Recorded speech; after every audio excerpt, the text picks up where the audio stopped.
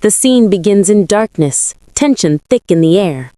A man's voice echoes softly, dripping with misplaced affection.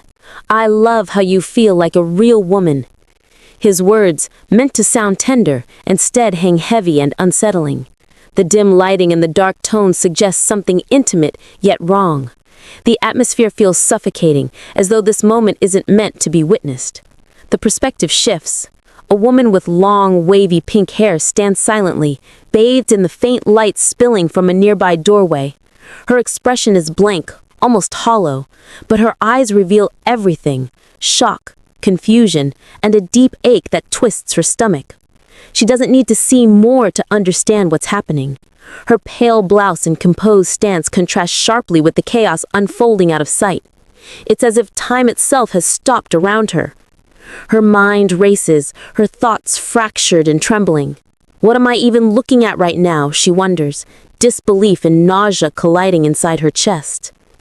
Then the truth settles in, cold and cruel. The words she dreads most surface in her thoughts, whispered in horror. My fiancé.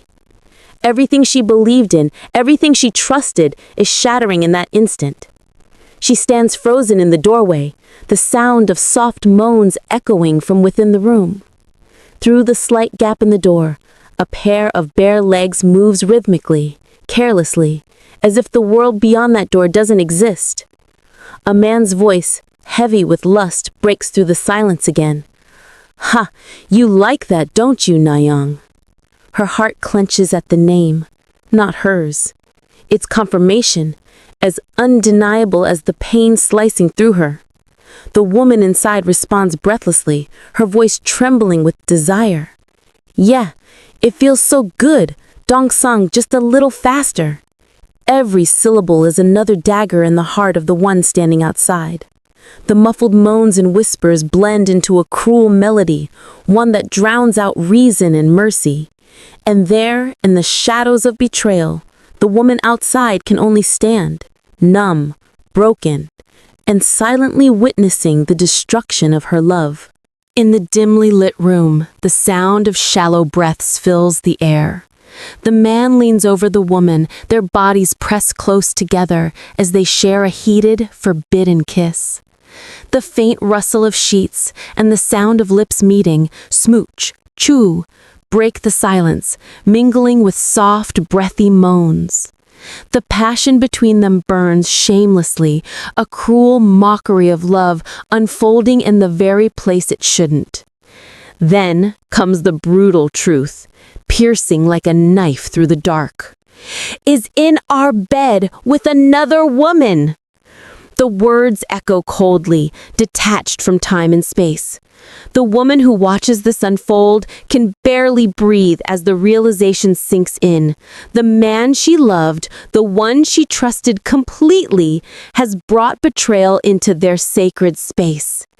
And as if that pain weren't enough, the final blow lands. With none other than my own sister! The weight of those words crushes her. The world seems to tilt, her knees weak beneath her. In the faint blue light, her body collapses onto the floor, a broken silhouette swallowed by sorrow and disbelief. The betrayal isn't just romantic, it's blood deep, tearing apart the very foundation of her family. The image shifts upward, a haunting contrast.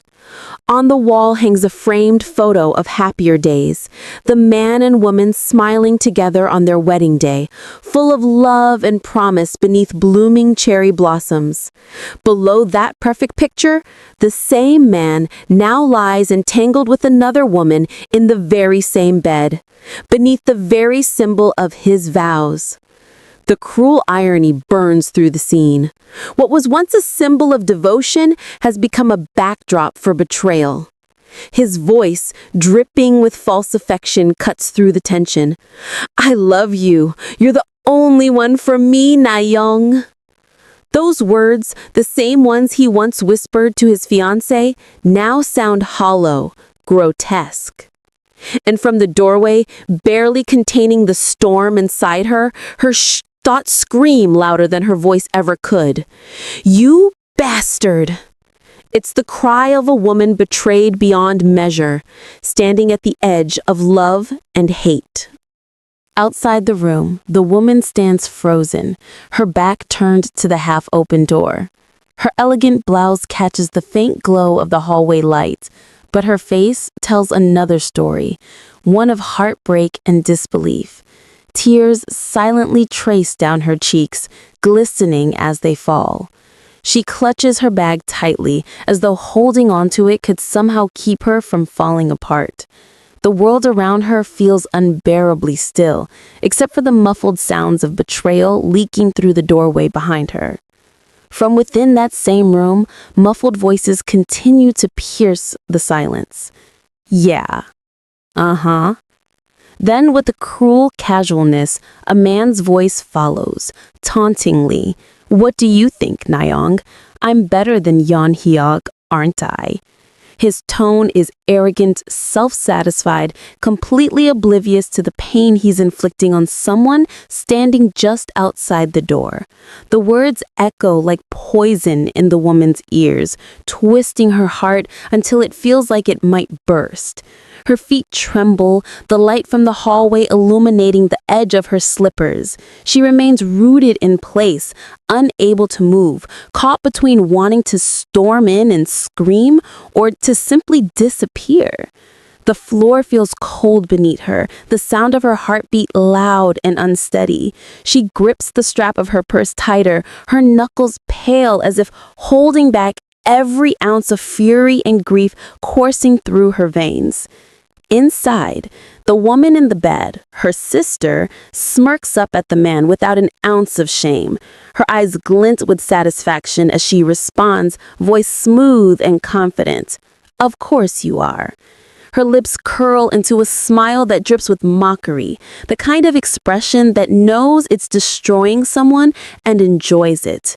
The air between them is thick with heat and deceit, while outside the door, a heart quietly shatters.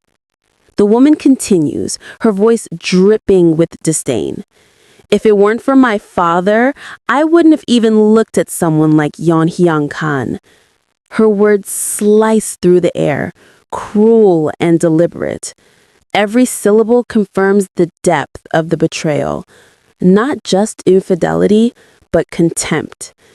To the one outside the door, the name Yeon Hyung Han is a stab straight to the soul. That was her fiancé, her future. And now, with each word, that future burns to ash before her eyes. Her lips tremble, her voice barely more than a whisper carried by the silence. Liar. The word escapes her like a curse, quiet but heavy with everything she feels, pain, rage, disbelief. The once gentle curve of her mouth now tightens with bitterness. The soft light catches on her pearl earring as she tilts her head slightly, her expression unreadable, torn between sorrow and fury. This single word holds the weight of her shattered trust. Her thoughts spiral, flashing through memories of deceit and manipulation. You did everything in your power just to get closer to him. The scene changes. Her sister's face, radiant and cunning, comes into focus. Around her, money seems to shimmer in the air like a cruel joke. The smile on her face is confident, smug, the kind that hides poison beneath beauty. The truth hits hard. Her sister's affection had never been pure. Every gesture, every sweet word had been calculated, all part of a plan. The image sharpens. Her sister stands poised, her hand thoughtfully touching her lips in a mock display of innocence. Behind her, a shadowy figure, the man, wraps an arm possessively around her waist. Their closeness is suffocating. Banknotes flutter in the golden light, the glittering proof of greed and betrayal. The sister's smirk deepens, as if to say that everything, love, loyalty, even family, has a price. The betrayed woman's inner voice trembles with restrained fury.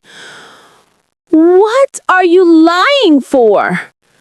The question isn't only for her sister. It's for everything. For the deceit that twisted her life into a cruel farce. For the trust she gave so freely only to have it turned into a weapon against her. Her hands clench at her sides, her nails biting into her palms, while tears threaten to fall again.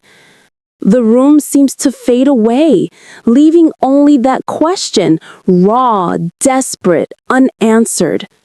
Her lips curve into a faint, bitter smile, a smile born of exhaustion and pain. A single tear trails down her cheek, glimmering under the light as she murmurs to herself, her voice breaking.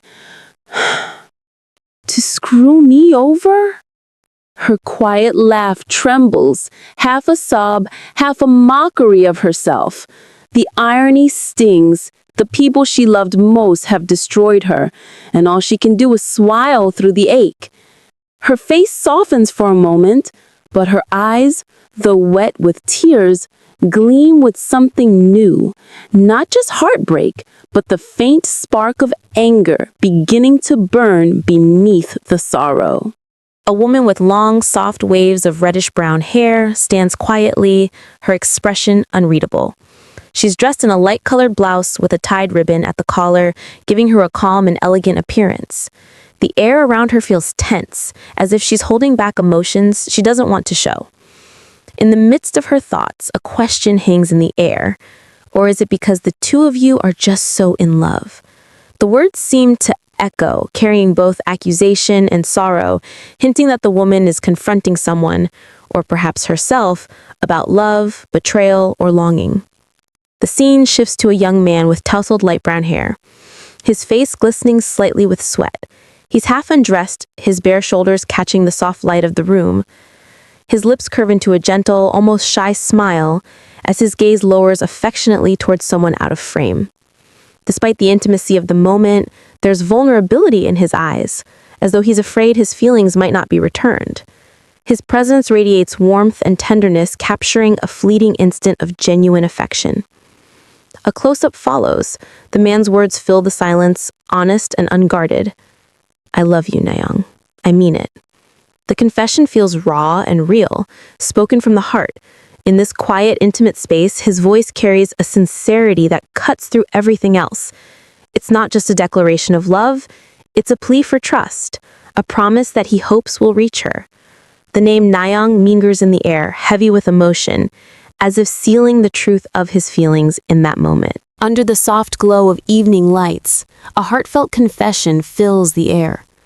The woman, her pink hair shimmering in the gentle light, looks upward with wide, uncertain eyes. The man's words echo through the stillness between them. I love you, Soyoung. I mean it.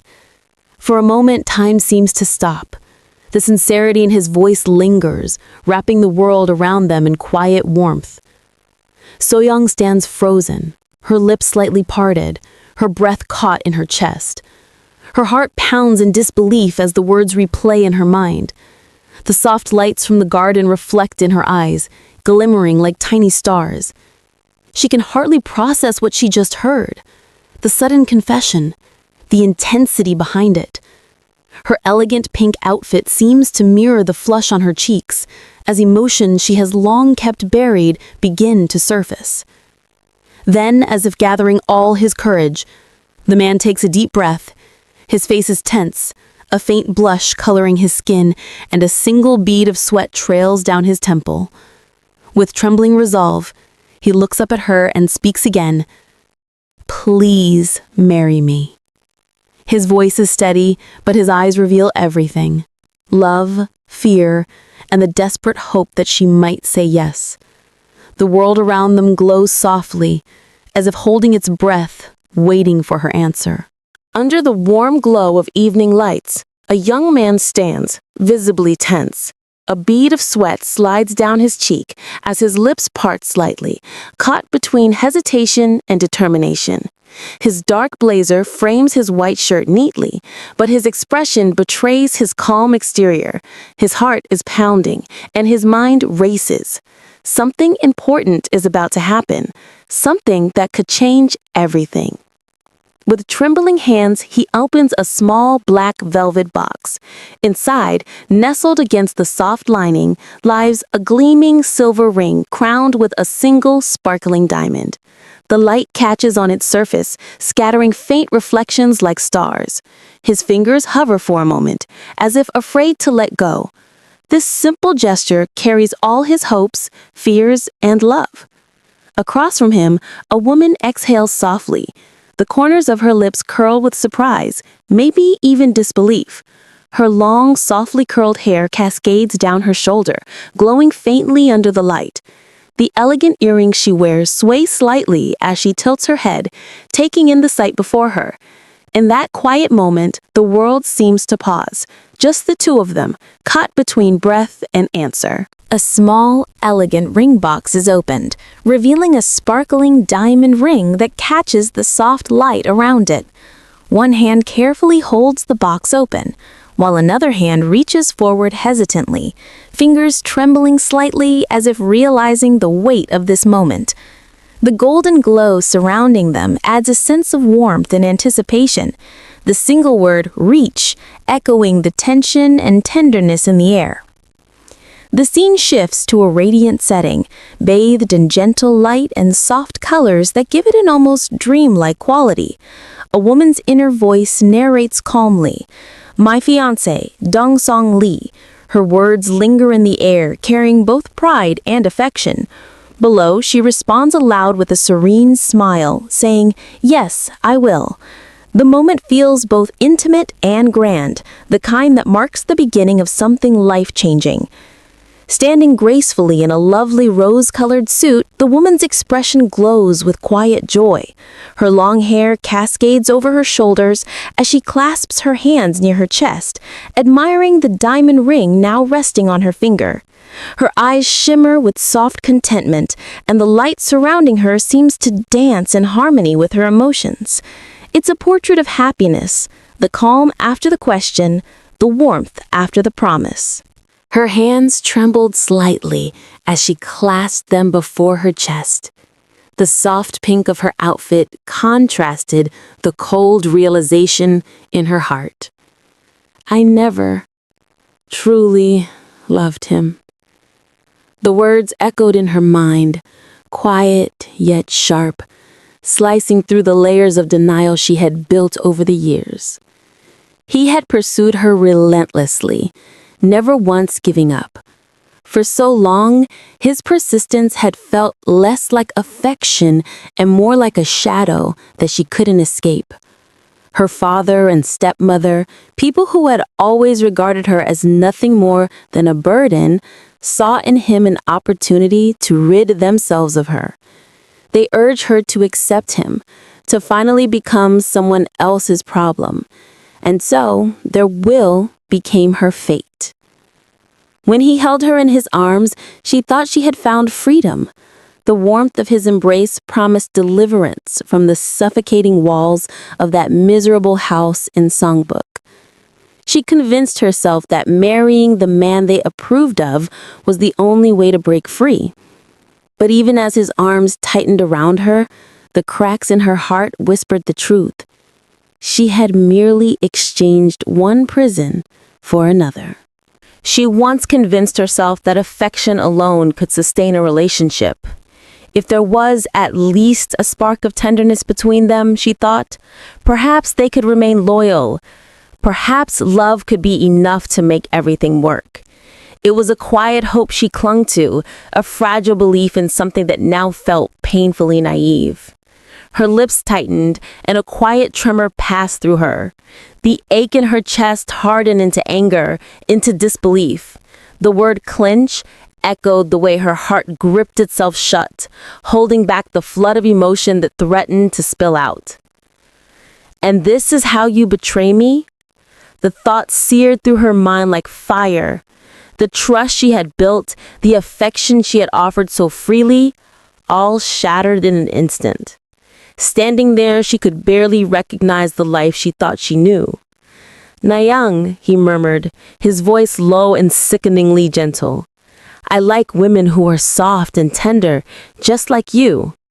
He spoke as if confessing a truth, yet every word dripped with cruelty. "Your older sister's cold as stone. Even in bed, I feel nothing with her."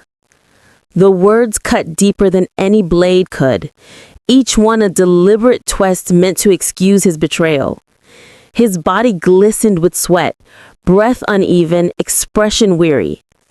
But behind him, in the dim light of the doorway, she stood frozen, eyes wide with shock, disbelief etched into every line of her face. The man before her was no longer the one she had loved. He was the embodiment of her heartbreak.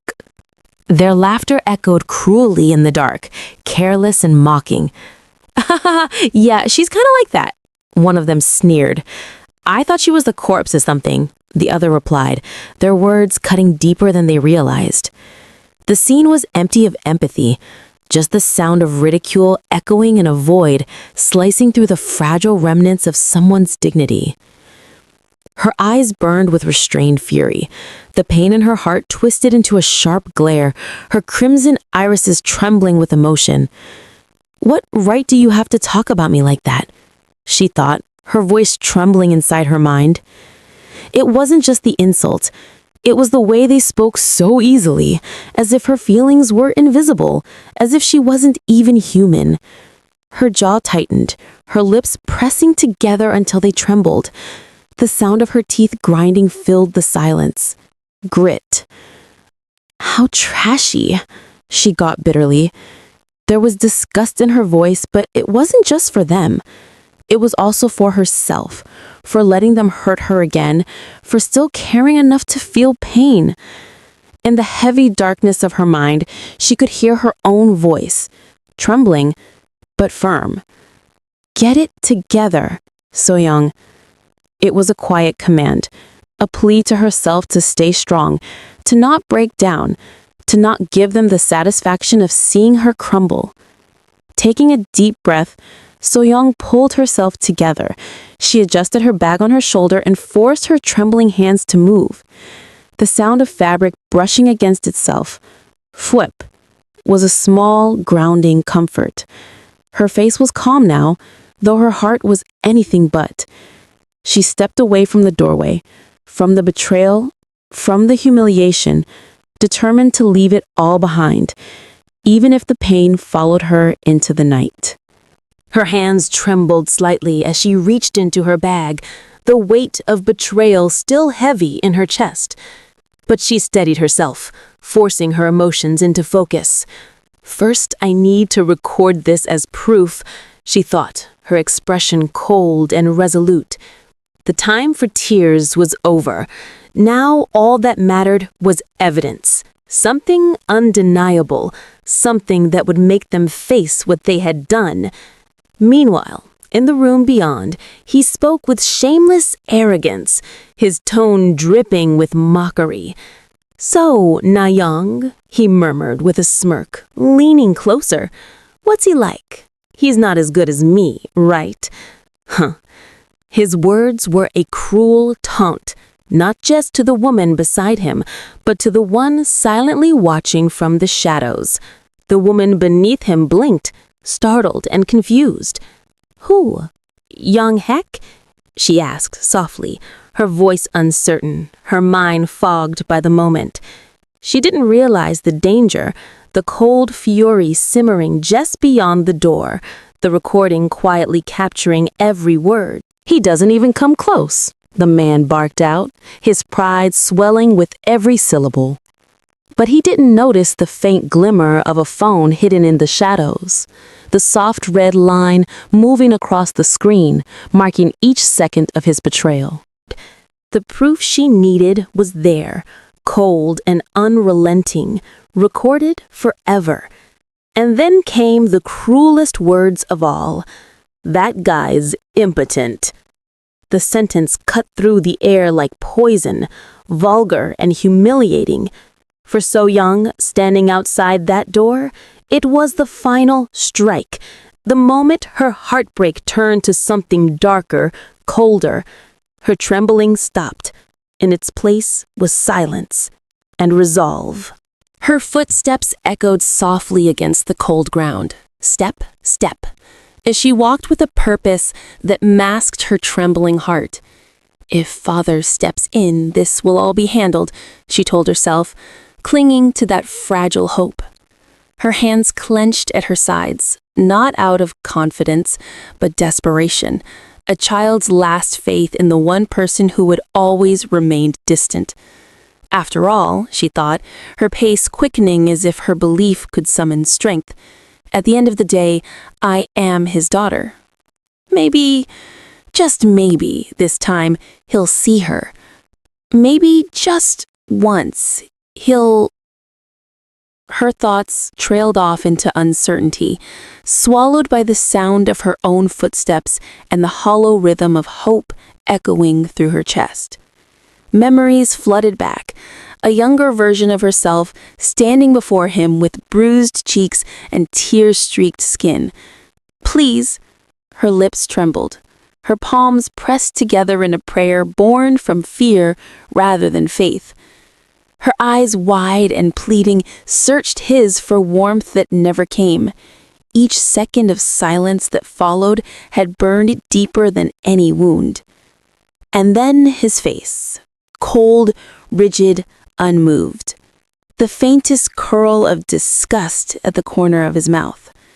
There was no comfort in his gaze, only judgment, only the shadow of disappointment that had haunted her for years. He had never raised his voice, but the silence he left in his wake screamed louder than any reprimand. Now, years later, she walked once more toward that same wall of silence, her head bowed, but her heart whispering with the quiet plea. Listen to me, won't he? The thought was small, almost pitiful, dissolving into the pale light that surrounded her. She wanted to believe that somewhere beneath his sternness, a father's love still existed, that this time he might hear her, not as a disappointment, but as his daughter. Her fingers tightened unconsciously, clench, as she stood in the middle of the room trying to calm the tremor in her hands. Every step that had led her here weighed on her shoulders, but she couldn't afford hesitation now. The soft rustle of her skirt and the faint sound of her slippers against the floor echoed in the quiet space, reminding her that she had to stay strong. This was not the time to falter. The room she entered was neat and austere, filled with the scent of old books and faint traces of coffee. A vase of white lilies sat on the table, their petals already beginning to wilt, delicate, yet stubbornly holding their form. The muted colors of the room matched its owner perfectly, cold, composed, and untouched by time. Behind the desk sat her father, silver-haired, sharp-eyed, the weight of authority etched into every line of his face. He didn't look up immediately, his gaze fixed on the papers in his hand. When he finally spoke, his tone was clipped, indifferent. "What do you want?" There was no warmth in the question, only obligation. He set his cup down with precise care, the sound of porcelain meeting wood echoing faintly in the stillness. The paper in his hand crinkled as he gripped it, his expression unreadable. On the desk lay neatly stacked documents, signatures, and formal agreements, things that had always seemed to matter more to him than people did. He was a man of rules, not emotions, and she had long learned to fear that fact. But this time, So Young refused to let fear control her. Taking a deep breath, she lifted her head and met his eyes with calm determination. "Father," she said firmly, her voice steady despite the storm within her, "I'm calling off the engagement." And in her mind, a quiet reassurance followed. "It's okay, So Young." For once, the words weren't her father's. They were her own. She stood before him, back straight, clutching the document in her hand, a thin sheet of paper that seemed to carry the weight of everything she had endured. Across the desk, her father sat in silence, his sharp eyes scanning the lines with quiet scrutiny. Between them stretched years of distance and unspoken words, the kind that no letter or apology could ever bridge. Her fingers brushed against the cold surface of her phone, and for a brief moment, she felt her pulse quicken. This time, I have actual proof, she thought. Her hand tightened around the device. It wasn't just a phone. It was her weapon, her shield, and her truth. The recording stored inside would be impossible to deny. So, I can tell him confidently, she reminded herself. Her thumb lingered on the edge of the phone, and she exhaled slowly. For once, she wasn't approaching him as the timid daughter, desperate for approval. She was here as someone wronged, someone finally ready to stand her ground. She looked up at him with calm determination, her voice steady. "I've thought about it seriously these past few days, Father." The words left her lips with surprising clarity. The faint swoosh of her hair brushing her shoulder broke the heavy stillness in the room. Every syllable felt like a small act of defiance, yet also of freedom. Her hands rested neatly before her, but her heart pounded beneath the fabric of her dress. "I'll be breaking things off with Dongsung," she began, the name sharp on her tongue. It was the first time she'd ever spoken those words aloud, and though her voice was soft, it carried a power she had never felt before. The power of truth, finally voiced. The sound of shattering glass pierced the heavy silence in the room. Shatter. Papers fluttered to the ground as if startled by the noise. The father sat behind his large desk, his face dark with barely restrained fury, while the daughter stood before him, her back straight but her hands trembling slightly behind her. Despite the sunlight streaming through the window, the atmosphere was suffocatingly cold, tension hanging between them like a drawn blade. His voice was low and dangerous, each word dripping with menace. "Say that one more time." The threat in his tone made her heart lurch violently against her ribs. Thump. The world around her seemed to blur, replaced by a swirl of black and red, the air thick with anger and fear.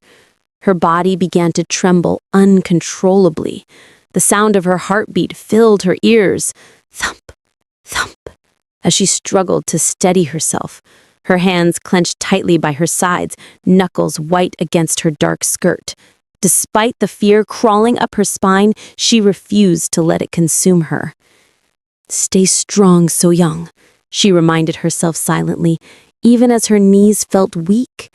"You can't waver here." The words echoed in her mind, her only anchor against the suffocating wave of dread that threatened to crush her. The darkness of her father's fury loomed large, but she knew that if she faltered now, all her resolve would be for nothing. Her trembling fingers gripped the phone tightly, the smooth surface slick against her cold hands. Squeeze. Gathering all her courage, she steadied her breathing and finally spoke, voice quivering yet determined. "Father." His hand pressed firmly against the desk, knuckles pale with restrained anger. The sharp edge of his voice sliced through the room like a whip. "You've gotten awfully full of yourself lately." Every word dripped with disdain, the kind that came not from disappointment but from arrogance. A warning, a reminder of where she stood in his world. He took a step closer, the sound of his shoes against the floor clump, heavy and deliberate. "You're an illegitimate child with a mediocre university degree, a no-name art museum curator." Each insult struck her like a physical blow, the kind that didn't bruise the skin, but tore into the heart. So Young's breath caught. Her eyes widened, reflecting disbelief, pain, and something else, the faint flicker of defiance she fought to keep alive. Clomp. His footsteps grew louder, closer. She could feel the weight of his presence before she could even bring herself to look up. "You have no assets," he continued mercilessly. The words fell like stones into the void between them, heavy and final. The air around her grew darker, the faint hum of fear crawling down her spine. Shadows seemed to press in from all directions, as if the world itself sought to crush her under his words. He loomed over her now, his expression twisted with contempt. His fingers gripped her chin harshly, forcing her to meet his piercing gaze. "You do have a history of psychiatric disorder," he sneered. The cruel reminder sent a chill through her veins. Her father's eyes glinted with cold satisfaction, while hers filled with trembling resolve, the desperate strength of someone who refused to be broken again. He leaned in close, his imposing presence casting a shadow that seemed to swallow the space between them. The faint scent of expensive cologne mixed with the cold sharpness of authority. His hand brushed against her arm, not gently, but with an unspoken warning that demanded submission. So Young stood rigid, her back straight, her breathing shallow. Every instinct screamed for her to step back, but her legs refused to move. His voice dripped with mockery, every syllable deliberate and cruel. "And yet Dong-un Group is willing to take you in, and you dare to say no?" He pressed a finger against her forehead, forcing her head back ever so slightly. "Why?" he demanded, his tone rising in dangerous impatience. The pressure against her skin was sharp, humiliating, as though he were physically pushing her into obedience. Soo-young's breath hitched as his finger pressed harder. Her eyes widened, trembling beneath the weight of his gaze. "Did Dong-sung beat you?" he sneered, leaning closer, his words slicing through the air. Beads of sweat glistened on her temple, but she stayed silent. Her pride, fragile yet stubborn, held her voice captive. The next words came like venom. "Cheat on you." He let the question hang in the air, cruelly savoring her discomfort. The silence that followed was deafening, filled only with her uneven breaths and the pounding of her heart. Finally, his voice turned cold, calculated, absolute. "Whatever the reason, you have no right to say no to Dong-un Group." The words echoed in her mind, heavy and suffocating. His face was half shrouded in shadow, his eyes glinting with power and disdain. For him, her life, her choices, her feelings, none of it mattered. She was nothing more than a pawn to be moved at his command. His face hardened, shadows carving deep lines across his expression as he raised a trembling hand, not from weakness, but from anger so deep it shook him. His finger pointed at her, accusingly, like a blade directed at her chest.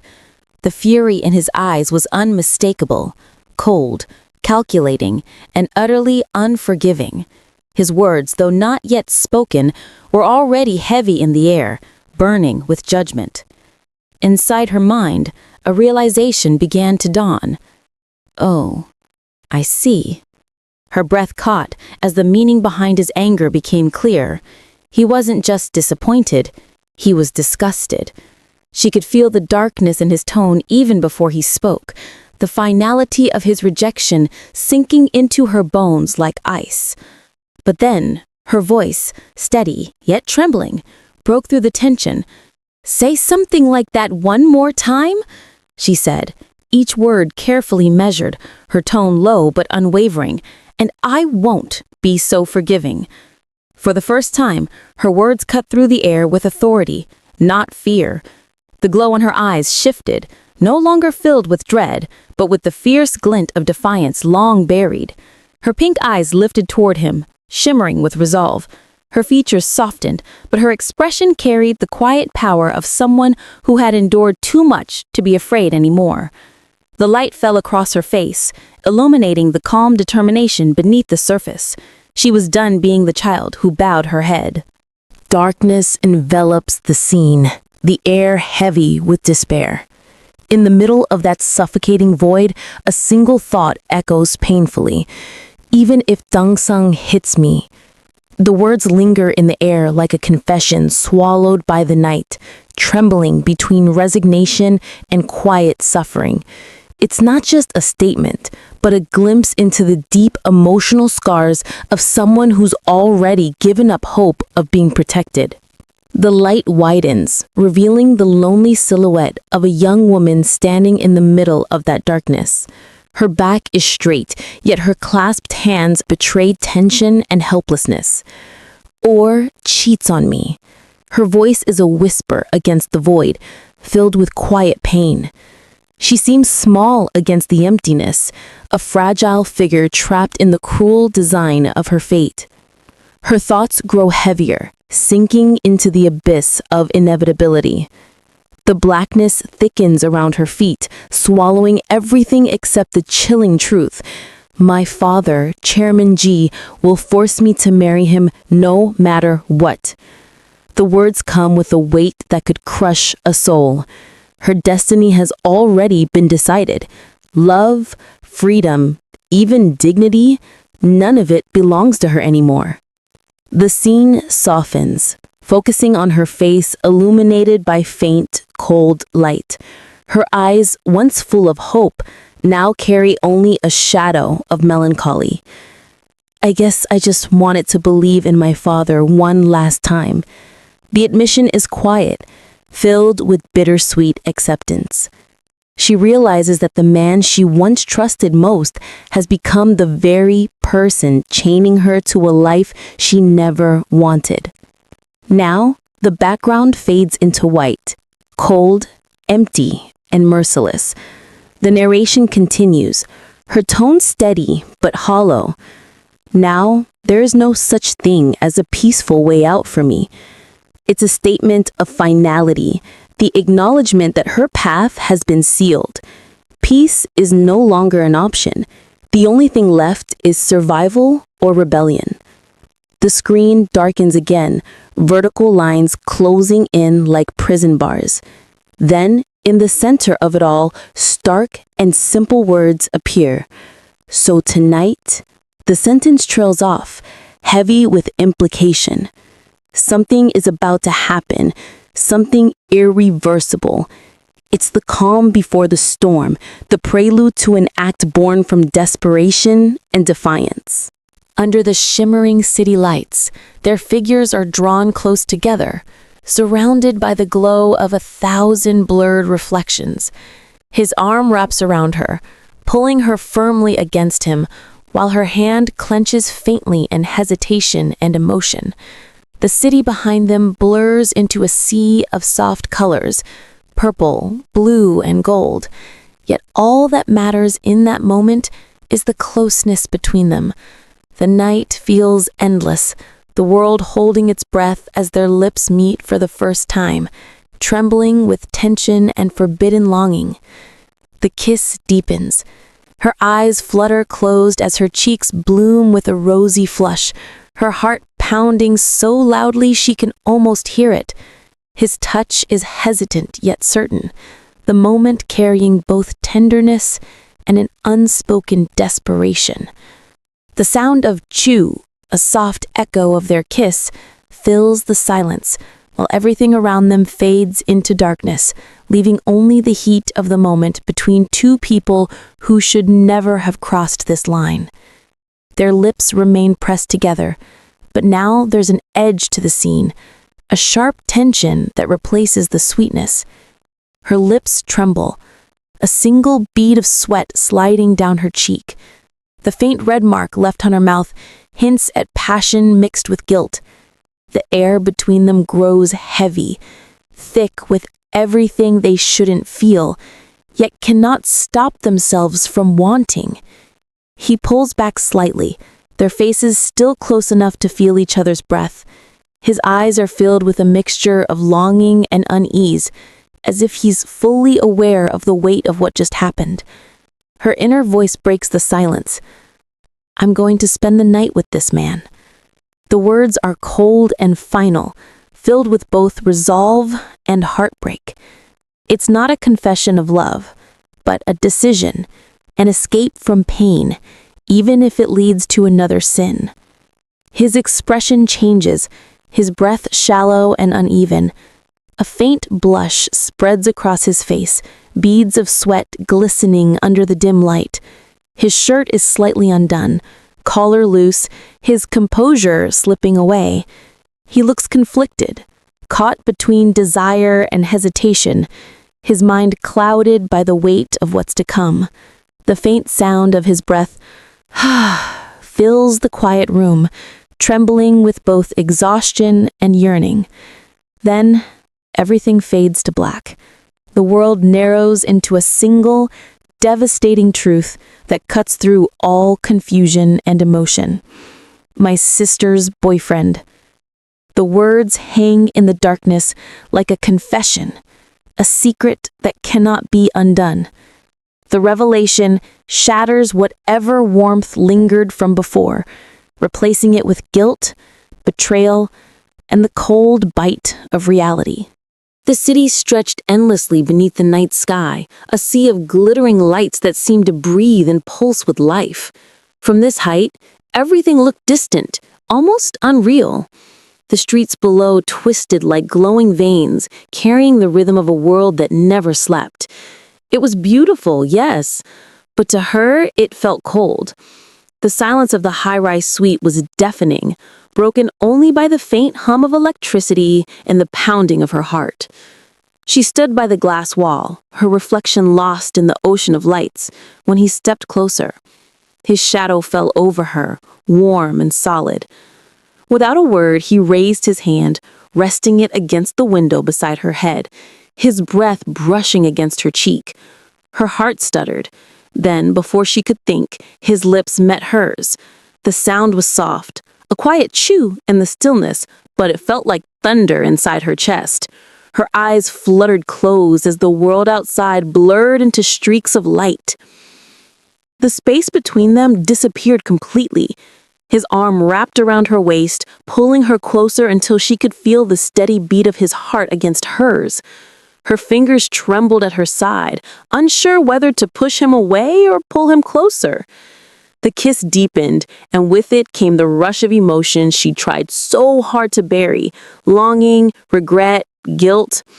The word kiss echoed silently in her mind, like a confession she wasn't ready to make. Their lips moved together again, softer this time, yet impossibly charged. Her face flushed a deep crimson, her body frozen, but her heart racing wildly. She could feel his warmth, smell the faint scent of his cologne, hear the quiet sound of their breathing blending into one rhythm. For a fleeting moment, it felt like time itself had stopped, like this stolen touch existed outside of consequence. Smooch. The gentle sound carried the weight of everything left unspoken between them. Then, a small sound escaped her lips. Ah! As she broke the kiss just slightly, breath trembling. A single tear threatened to fall, though she didn't know why. Sorrow or guilt, perhaps both. Her lips were red, trembling, her body leaning forward despite herself. She could taste the sharp edge of the moment, the point where desire met regret. The silence that followed was unbearable. She knew, deep down, this was something she could never take back. The city glows beneath the vast night sky, a sea of glittering lights stretching endlessly. Inside the high-rise apartment, the world feels still, except for the quickened rhythm of two hearts colliding in silence. Her mind races, her breath caught in her throat as his lips press firmly against hers. I can't breathe. The thought flashes through her head, but she can't tell if it's because of the kiss or the flood of emotions drowning her. Her hands tremble at her sides, caught between resistance and surrender. Every nerve in her body is alive, electricity sparking under her skin. The warmth of his body radiates against her own, yet the air feels heavy, charged with something deeper, something dangerous. She's frozen, unsure whether to pull away or let herself fall completely. He opens his eyes slightly, breaking through the haze of passion just enough to see her face up close. The softness of her skin, the faint tremor in her breath, it's intoxicating. Beads of sweat slide down his temple as the weight of the moment presses down on him. He hesitates for a heartbeat, wondering if he's gone too far. But his gaze stays locked on her, drawn in by the quiet intensity in her eyes. His hand slowly moves, reaching out with deliberate intent. Fingers trail down the curve of his waist until they rest on her hip, firm yet trembling. Reach. The simple motion sends a shiver through her. The contact feels like a question left unanswered, a silent plea for closeness in the midst of confusion. She flinches, her body reacting before her mind can catch up. Their lips part slightly, eyes meeting for the briefest moment. The night around them fades into a blur of color and light. She's overwhelmed by fear, by longing, by the painful awareness that this shouldn't be happening. And yet, it is. His arm tightens gently around her, pulling her closer once more, as if afraid she'll slip away before he can make sense of what this moment truly means. His hand tightens around her waist, pulling her closer with a firm, almost desperate motion. The sound of fabric shifting fills the silence. Her breath catches as her body tenses, every nerve screaming with confusion and heat. The world beyond the glass window is a blur of city lights, but right now, all she can feel is his touch, the weight of his hand, the intensity of his presence, the wild rhythm of her heart fighting against reason. A bottle of whiskey lies on its side, amber liquid spilling slowly across the table's edge. Each drop falls with a steady drip, drip, echoing through the quiet room. The half-filled glass trembles slightly beside it, untouched. The air feels thick with the lingering scent of alcohol, sharp, intoxicating, reckless. His breath comes out ragged, mingling with the sound of the city outside, as if everything around them is falling apart drop by drop. The sound escapes her lips before she can stop it, faint and trembling. Her fingers twitch at her side, helpless, betraying the storm inside her. She doesn't know if it's from fear, from hesitation, or something else entirely. The city lights shimmer below them like stars, but her vision blurs as her body refuses to move. Another quiet, slips out, soft and uncertain, a fragile sound swallowed by the heavy silence between them. Wait, she finally breathes out, breaking through the haze. Her voice is shaky but real, grounding them back to reality. He stops, startled, his arms still resting beside her head as she turns slightly away. The tension lingers between them, suspended in the narrow space where their bodies almost touch. For a moment, neither speaks, both trapped between what they feel and what they know they shouldn't. He pulls back, chest heaving, eyes unfocused.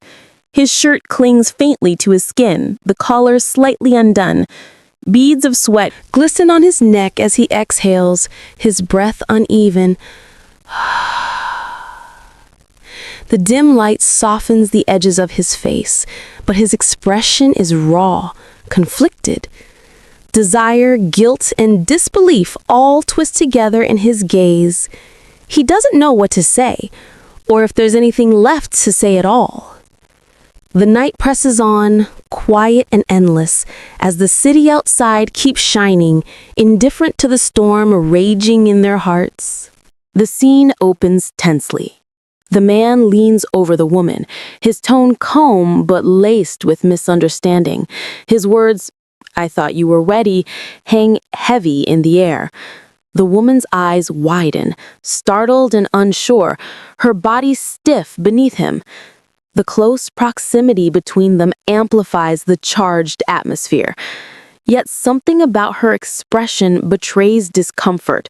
She isn't quite prepared for what's happening. She hesitates. Her fingers tremble slightly as she reaches up, her movements delicate and uncertain. The fabric shifts around them, creating a cocoon of awkward silence. She's trying to find her words to explain, but her voice comes out soft and hesitant. Her hesitation reveals both her nervousness and her attempt to slow things down. Suddenly, she blurts out, "The alcohol." Her excuse rushed but sincere. She stammers as she continues, "My hands got alcohol on them, so I just want to wipe them off first." Her cheeks are flushed, not entirely from embarrassment, but from the tension of the moment. The man's expression shifts slightly, curiosity flickering behind his composed face. The atmosphere eases, just a little. She looks up at him cautiously, her face still pink. The man stands close, too close, his shirt slightly open at the collar, exposing the faint line of his chest. Her hand lingers near him, unsure whether to push him away or to steady herself. She murmurs, a small sound that carries a mixture of uncertainty and reluctant affection. Then his lips curve into a subtle, knowing smile. "Of course," he replies, voice smooth and teasing. The corner of his mouth lifts in a confident smirk, betraying amusement at her flustered reaction. The moment hangs between them, fragile, charged, and filled with unspoken emotion. The words echo softly in the dimly lit room. The atmosphere is thick, painted in hues of violet and black, as if the world itself is holding its breath. His tone is calm, gentle even, yet there's an underlying firmness to it. "You should clean your hands." It's not just a suggestion, it's an order disguised as concern. The tension between them lingers, suspended in the quiet. Her eyes widen, pupils trembling with surprise. A rush of heat floods her cheeks as her breath catches in her throat. She barely has time to process his words before his hand moves. The sound of motion fills the silence. Grab. Her heartbeat quickens, the world narrowing to the space between them, to his touch that suddenly feels far too close. His fingers wrap around hers firmly, not rough, but possessive enough to send a jolt up her arm. His hand is large, his grip unyielding. She stares at their joined hands, the contrast between his strength and her fragility becoming strikingly clear. The air grows heavier. She can feel the warmth of his skin against hers, grounding and unsettling all at once. Then, without a word, he brings her hand closer to his lips. The motion is slow, deliberate. His breath brushes against her skin, warm and intimate. Her heart skips, her thoughts blur. There's a faint glow of light that catches the moment, highlighting the curve of his lips as they near her fingertips. He's not just cleaning her hand, he's doing something far more disarming. He leans in, the world falling away until there's nothing left but the two of them. Her shallow breathing, his quiet composure, the steady rhythm of closeness. His dark hair frames his face as he lowers his gaze, utterly focused. The gesture, though wordless, speaks louder than any sentence could, an unspoken promise, or perhaps a dangerous game of proximity that neither of them is ready to stop. He slowly raises her hand, his grip firm yet tender, his expression calm and unreadable. The soft light glimmers against his shirt as his head dips lower, eyes half closed in concentration. Her breath catches when she realizes what he's about to do. The warmth of his hand against hers feels almost too real, and her heart begins to race uncontrollably. Time seems to still in that moment, the world narrowing down to just the two of them and that single, intimate gesture. Her eyes widen, a soft gasp escaping her lips. She's frozen in place, unable to pull away, unable to move. Her face flushes with a deep pink hue as realization dawns on her. The air around her feels heavy, electric, as if every heartbeat echoes louder than before. She stares at him, at his calm composure, at the quiet intensity in his movements, and feels utterly lost. Her thoughts swirl in confusion as she watches him. What is he trying to do? She wonders, her mind struggling to process the sudden closeness. There's something both gentle and daring in his actions, something that tugs at her chest. She wants to speak, to stop him, but no words come out. The moment stretches endlessly, her heart thundering in anticipation. And then, press. His lips brush against her fingers, firm yet careful. The warmth of his mouth sends a shiver down her spine, the sensation so foreign and startling that she can barely breathe. Her body stiffens and her mind blanks out completely. The touch is fleeting, almost reverent, but it leaves behind a trail of heat that she can't ignore. Her entire face turns crimson as she stares at him in disbelief. The sound of her heartbeat fills her ears, drowning out everything else. Embarrassment, confusion, and something else, something softer, swirl within her chest. She bites her lip, unable to meet his eyes, as the glow of the room around them fades into a blur. The world feels distant, and all she can think about is that single, unforgettable moment. Her chest tightened as she looked down at herself, her voice trembling within her thoughts. How did it come to this? The glittering lights around her blurred, their radiance unable to hide the unease that flickered in her eyes. Everything felt surreal, how quickly things had spiraled beyond her control. She could still feel the warmth of his touch lingering on her skin, but her mind was already slipping into the storm of memories that led her here. One thing's for sure. Her voice echoed within the silence of her thoughts, growing colder, steadier. The colors faded into a blank whiteness, leaving only her regret behind. If my father had taken my side just a few days ago, the words burned in her mind. It wasn't just disappointment she felt, it was betrayal. A small decision, a few unspoken words had been enough to change everything. Things wouldn't have spiraled into such chaos. The sound of shattering glass broke through the stillness of her memory. Shatter! Pieces flew across the floor, scattering like fragments of her fragile peace.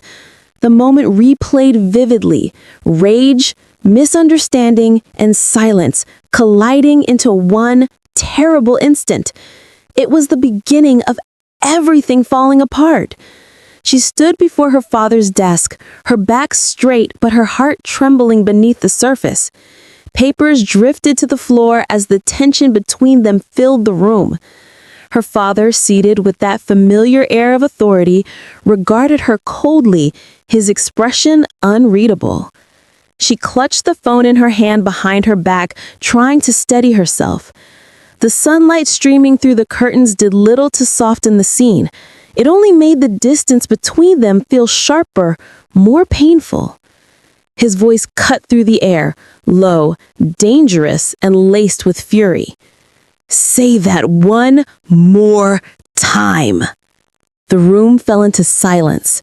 The air itself seemed to freeze around his words. She could feel the weight of his anger pressing down on her, and for the first time, she truly realized how far gone everything was. The fragile thread connecting father and daughter had finally snapped. A sudden thump echoed in her chest as fear gripped her heart. Her eyes widened, trembling slightly, as the world around her seemed to blur into a haze of red and black. Something cold and heavy pressed down on her, and she could almost hear her heartbeat pounding in her ears. Then came the voice, sharp, venomous, and dripping with disdain. "You've gotten awfully full of yourself lately." Her knees quivered as if the weight of those words had crushed her spirit. The sound of her heartbeat grew louder, her legs trembling uncontrollably as dread crawled up her spine. The trembling spread to her fingertips, her entire body shaking like a fragile leaf caught in a storm. The silence between each heartbeat felt deafening, suffocating. Even the faintest movement seemed to echo in the darkness. The voice continued, cutting deeper than any blade. "You're an illegitimate child with a mediocre university degree, a no-name art museum curator." Each word landed like a hammer, deliberate and cruel.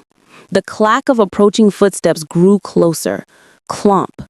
Each one marking the descent of her confidence into ashes. Her eyes widened, glowing faintly in the dim light as shock and humiliation washed over her face. "You have no assets," the voice declared coldly. For a moment, she couldn't breathe. The room spun, her pulse racing faster than her thoughts. She stood frozen, staring ahead, caught between disbelief and despair as the cruel truth was laid bare before her. The air grew heavy, dark shadows creeping along the walls as his cold voice cut through the silence. "You do have a history of psychiatric disorder," he said, his words echoing like a sentence. The oppressive weight of his tone loomed over her, the darkness behind him swirling like a storm that refused to calm. He leaned in closer, his eyes sharp with disdain, and roughly gripped her forehead as if to remind her of her place. The woman froze, her breath catching in her throat. Beads of sweat trickled down her temple as she stared up at him, fear and disbelief battling in her trembling gaze. His expression showed no mercy, only control and the cruel satisfaction of power. "Whatever the reason," he continued, his voice low but unyielding, "you have no right to say no to Dung Ung Group." The word struck her like thunder, final and absolute. Above him, the shadows thickened, reflecting the authority he wielded, a man who believed himself untouchable, his command unquestionable. He straightened slightly, his jaw tightening, as he pointed directly at her. The gesture was sharp, deliberate, filled with warning. Every muscle in his neck strained with anger, his veins standing out beneath the skin. His tone left no room for defiance. It was an order, not a conversation. But then something shifted. Her eyes hardened, the faint tremor in her voice gone. "Say something like that one more time," she said coldly, her gaze lifting to meet his without fear, "and I won't be so forgiving." The room seemed to still around her, his authority faltering for the first time. Her words carried quiet power, the kind that comes from someone who's been pushed too far and finally refuses to break. Under the soft glow of the evening light, a young woman gazes upward, her lavender eyes shimmering with quiet wonder. Her long, wavy hair cascades over her shoulders, and the delicate earrings she wears sway gently with her movement.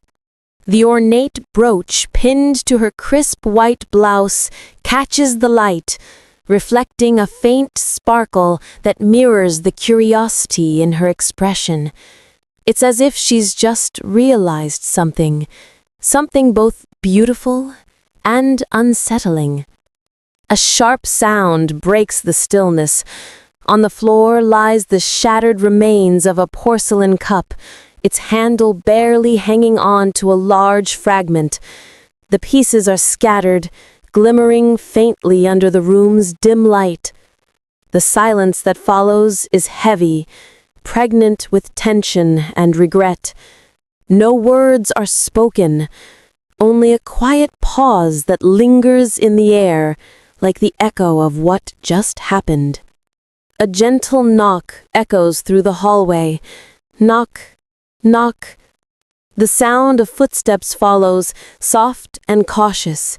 The door creaks open slightly, revealing a glimpse of someone hesitating just beyond the threshold. The air feels thick, expectant, as though the visitor brings news that cannot wait. The door opens wider, and a pair of feet step carefully inside. Simple slippers padding softly against the wooden floor. A polite but firm voice breaks the quiet.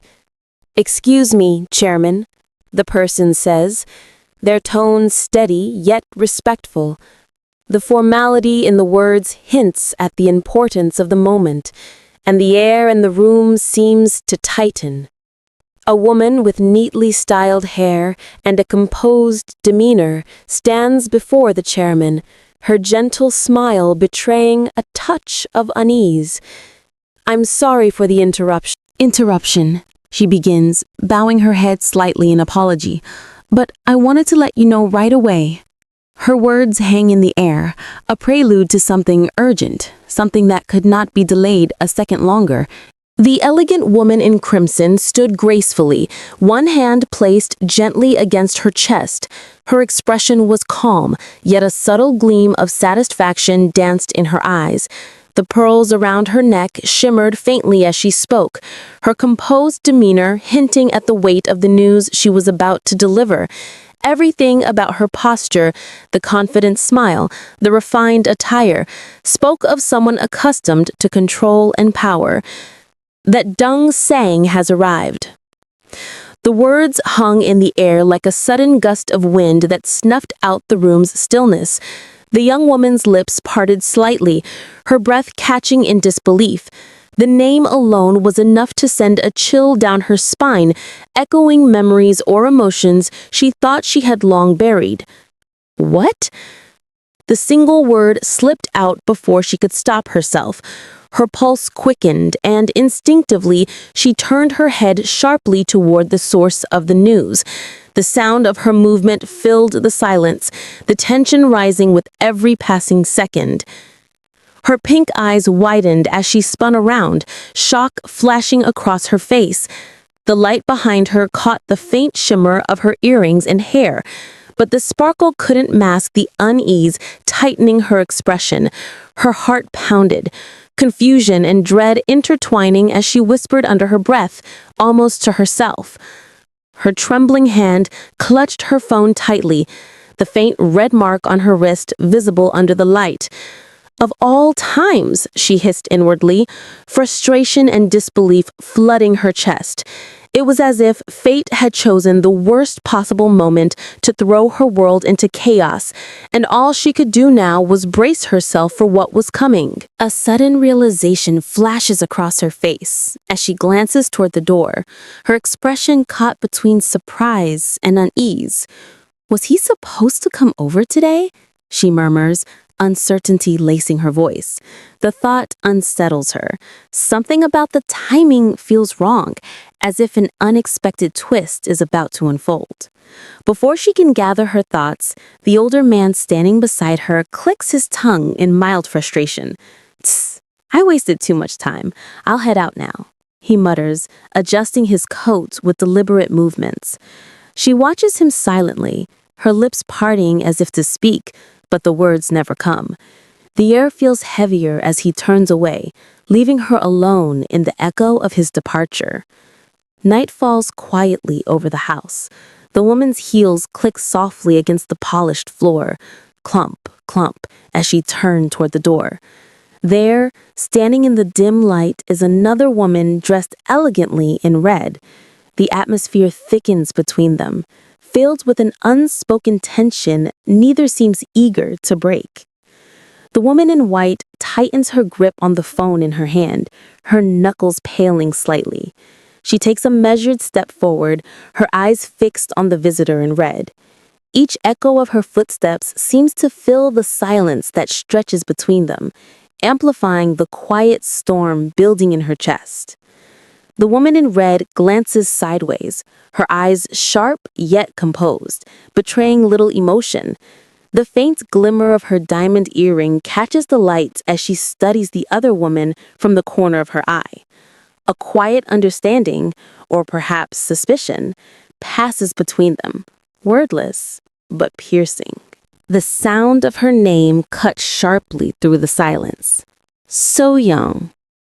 Startled, she flinched, her eyes widening as her breath caught in her throat. The tone was calm, too calm, but it carried a weight that made her heart tighten. She looked up, meeting the steady, unreadable gaze before her. A bead of sweat formed at her temple as tension filled the room. The older woman took a slow, deliberate step forward, her voice steady, yet laced with quiet reproach. "It's been over 10 years since you've been part of this household." Her words echoed softly, but each one landed heavily, filled with the weight of expectation and unspoken judgment. So Young stood still, her hands trembling slightly at her sides, unsure whether to defend herself or stay silent. Another step followed, the sound of slippers brushing against the floor, soft but firm. "And you still think it's okay to upset your father like that?" The accusation hung in the air, thick and suffocating. So Young's lips parted, but no words came out. The faint guilt and confusion in her eyes betrayed the storm inside her, as the other woman's shadow loomed closer, poised, composed, and quietly merciless. The older woman's gentle hand rested on the young girl's shoulder, a soft pat filled with intent. Her eyes gleamed with affection, or perhaps something deeper, as she smiled warmly.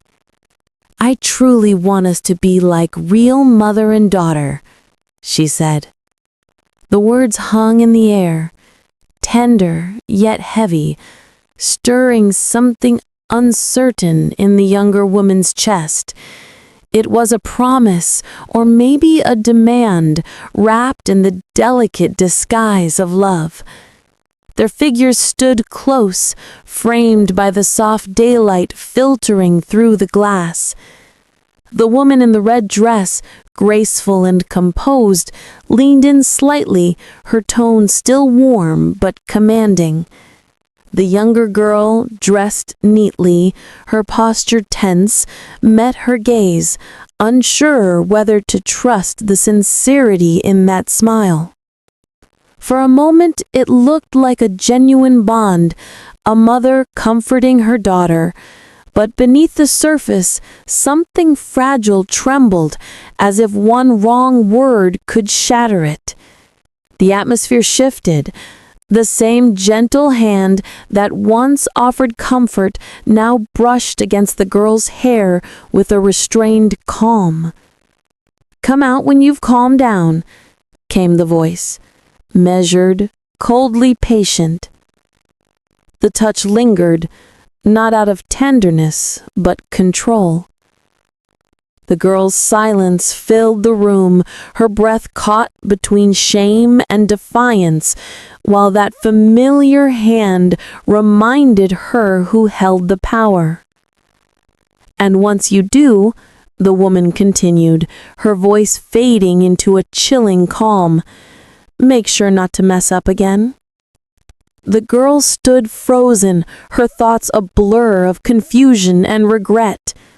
The sound of heels clicking against the floor, step, step, echoed like punctuation to the reprimand. When the door closed behind the older woman, the air seemed to collapse in on itself, leaving the younger one alone with her trembling hands and the weight of those words. The sound of quiet footsteps echoed in the still air. Step, step. Out of the deep, shadowed blue background emerged a solitary figure. The woman's long, wavy hair glimmered faintly in the dim light, cascading over her shoulders. Her face remained hidden in the gloom, giving her presence an air of mystery and tension, as though she were walking toward something inevitable. The atmosphere around her was heavy, a mixture of silence and anticipation. The woman came fully into view. She wore a refined black dress layered over a crisp white blouse, cinched neatly at the waist by a slender belt. In her hand, she held a phone, the device catching a faint gleam of light as she moved. The soft sound of fabric brushing against itself, flip, broke the stillness. Her poise was elegant, but there was something restrained about her movements, as though she were holding back emotions she couldn't yet reveal.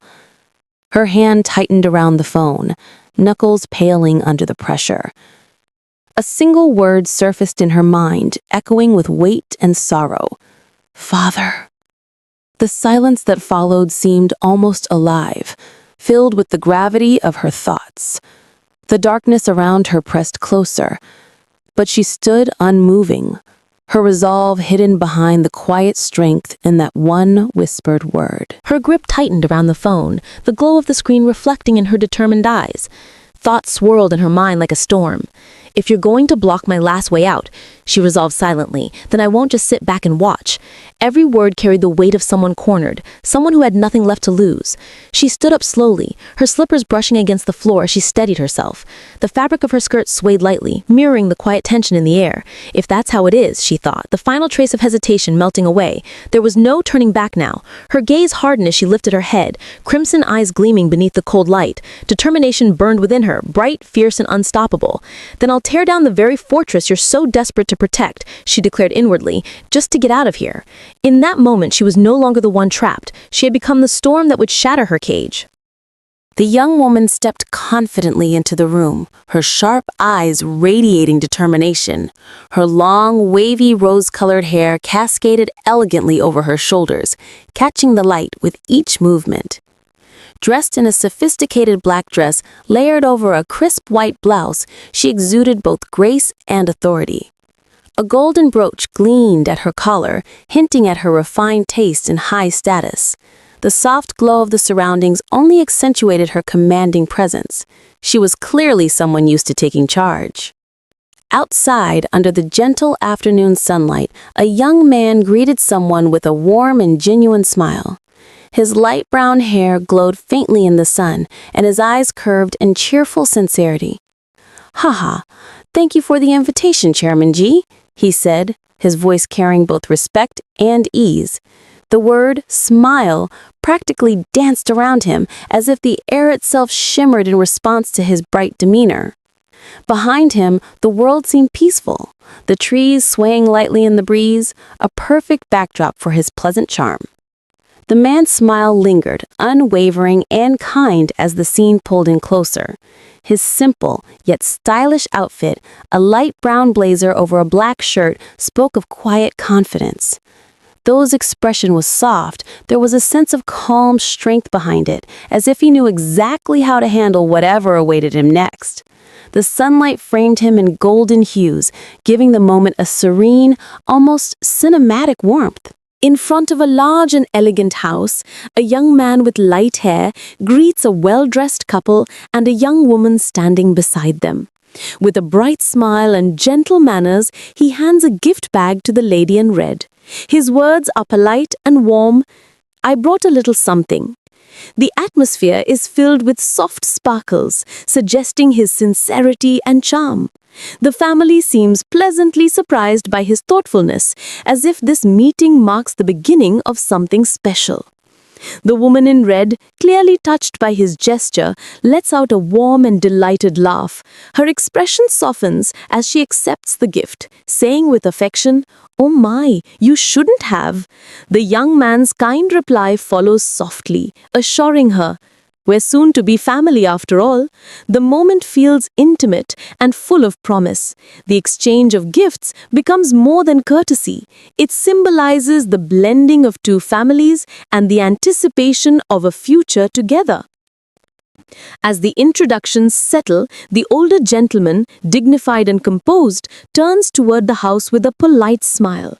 His tone is welcoming but firm as he says, "Well then, why don't we talk inside?"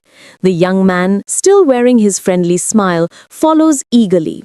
The sunlight glows gently behind them, hinting at a calm yet meaningful conversation awaiting indoors, one that could shape the relationship between these soon-to-be family members. The young man chuckled lightly, a friendly grin spreading across his face as he turned toward the older gentleman beside him. "Of course, sir. Shall we?" he said warmly, his tone filled with easy confidence. His hand rested casually on the man's arm, suggesting both respect and familiarity, as if they had shared many such moments before. Inside, the atmosphere was gentle and familial. A young woman turned toward her elegantly dressed mother, her lips curving into a polite smile. "Let's go and help with the food, Mother," she suggested sweetly. "The housekeeper must be busy with the preparations." Her eyes softened with sincerity as she glanced at her mother, showing her thoughtfulness and sense of duty toward the household. Her mother's expression brightened, touched by her daughter's considerate words. "My, aren't you so thoughtful?" she said, smiling fondly. The two women shared a quiet moment of affection, the mother's hand resting lightly on her daughter's arm, a gesture that carried warmth and pride. Together, they began walking toward the dining area, the soft rustle of their dresses filling the air. From behind, the three figures walked gracefully side by side, the tall, broad man in front, his presence calm and steady, followed closely by the mother and daughter. The older woman, dressed in deep red, looked elegant and poised, while the younger one beside her, in a soft peach and black dress, leaned slightly toward her mother, whispering something with a gentle smile. The light filtering through the hall gave the scene a serene, almost cinematic feel. Outside, another pair lingered.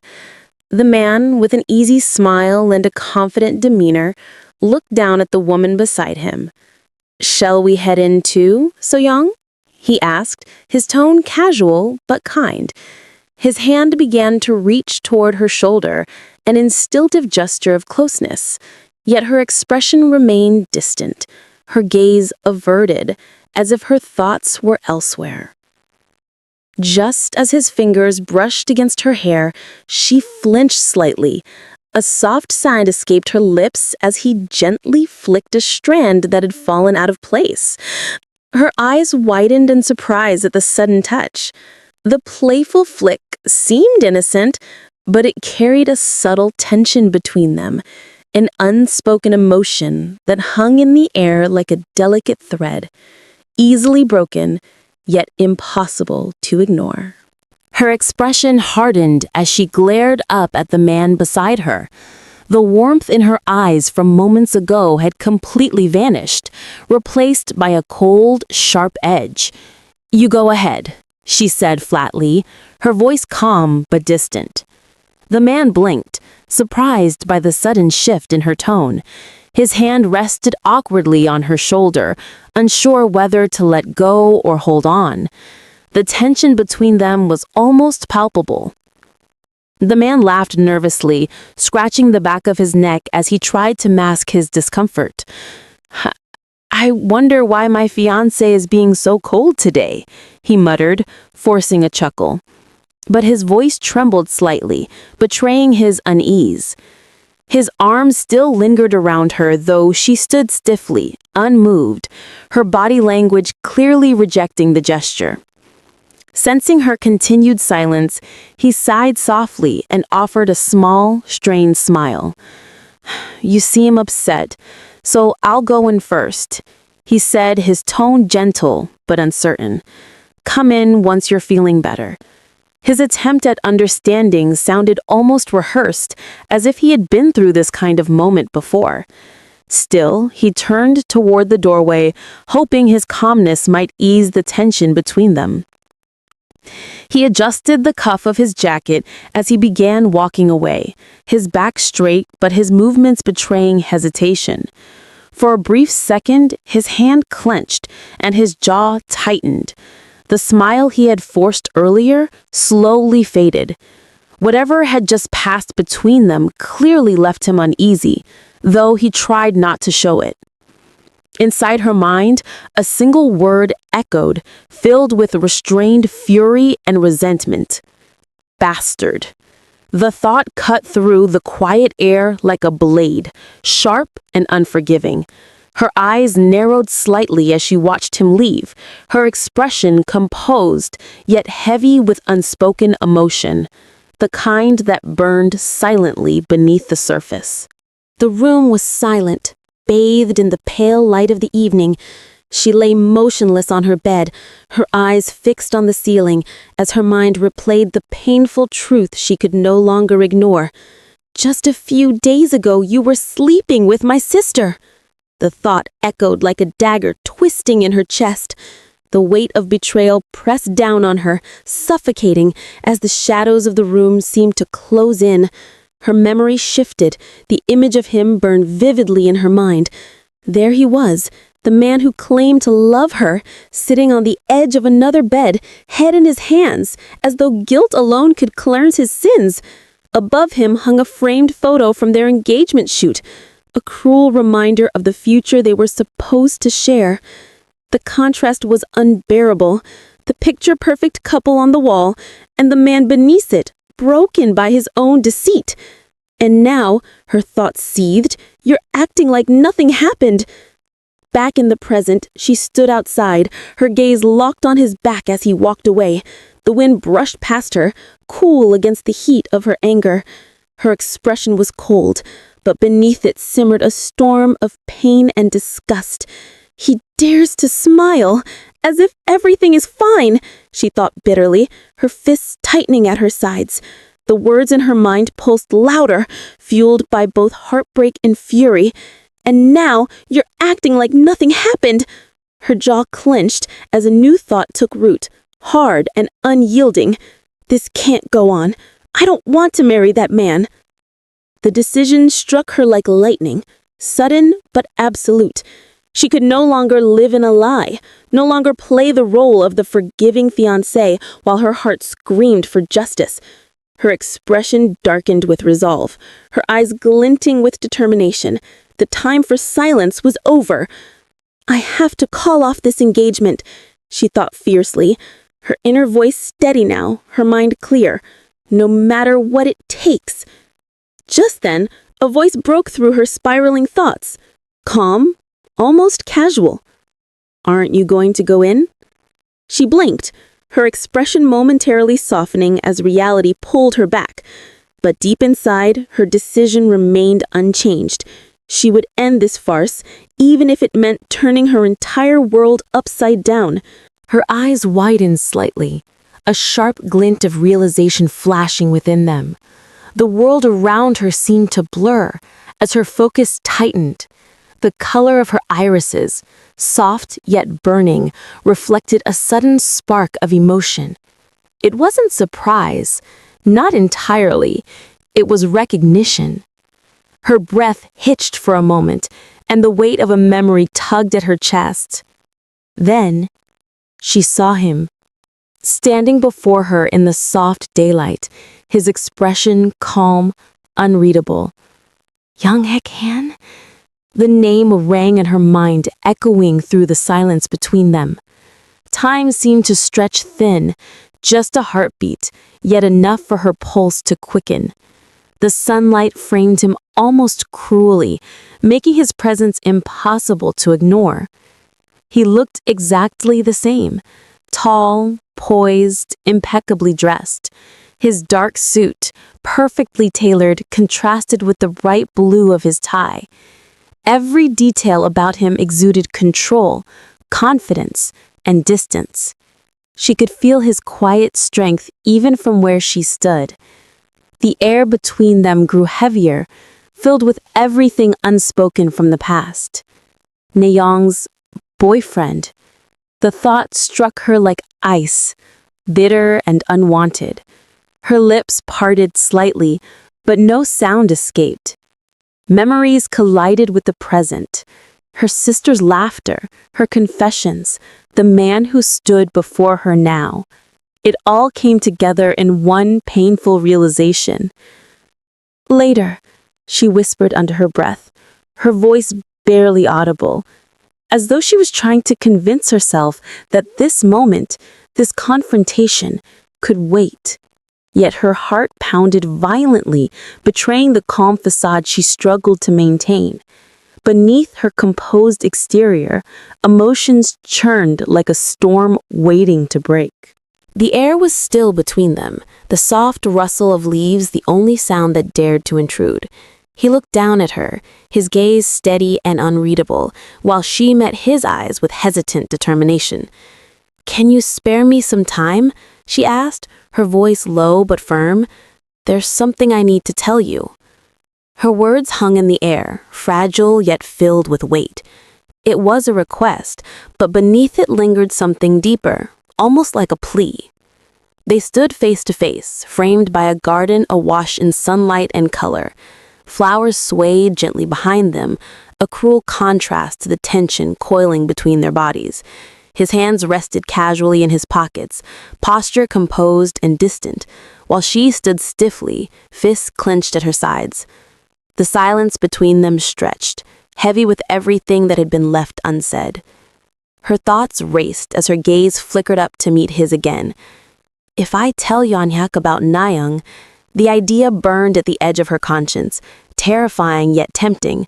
Her heart thudded softly in her chest, the uncertainty of what she was about to do pressing down on her like a weight. Maybe he could help me somehow. The thought took shape, delicate yet desperate. She bit her lips slightly, unsure if reaching out to him would save her or destroy her further.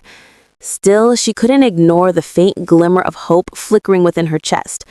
Hope that he, of all people, might be her way out. Her eyes trailed over his calm expression. Given the kind of influence this man holds, she thought, her gaze narrowing slightly. Power radiated from him effortlessly, a quiet authority that seemed to shape the air around him. If anyone could change her situation, it was him.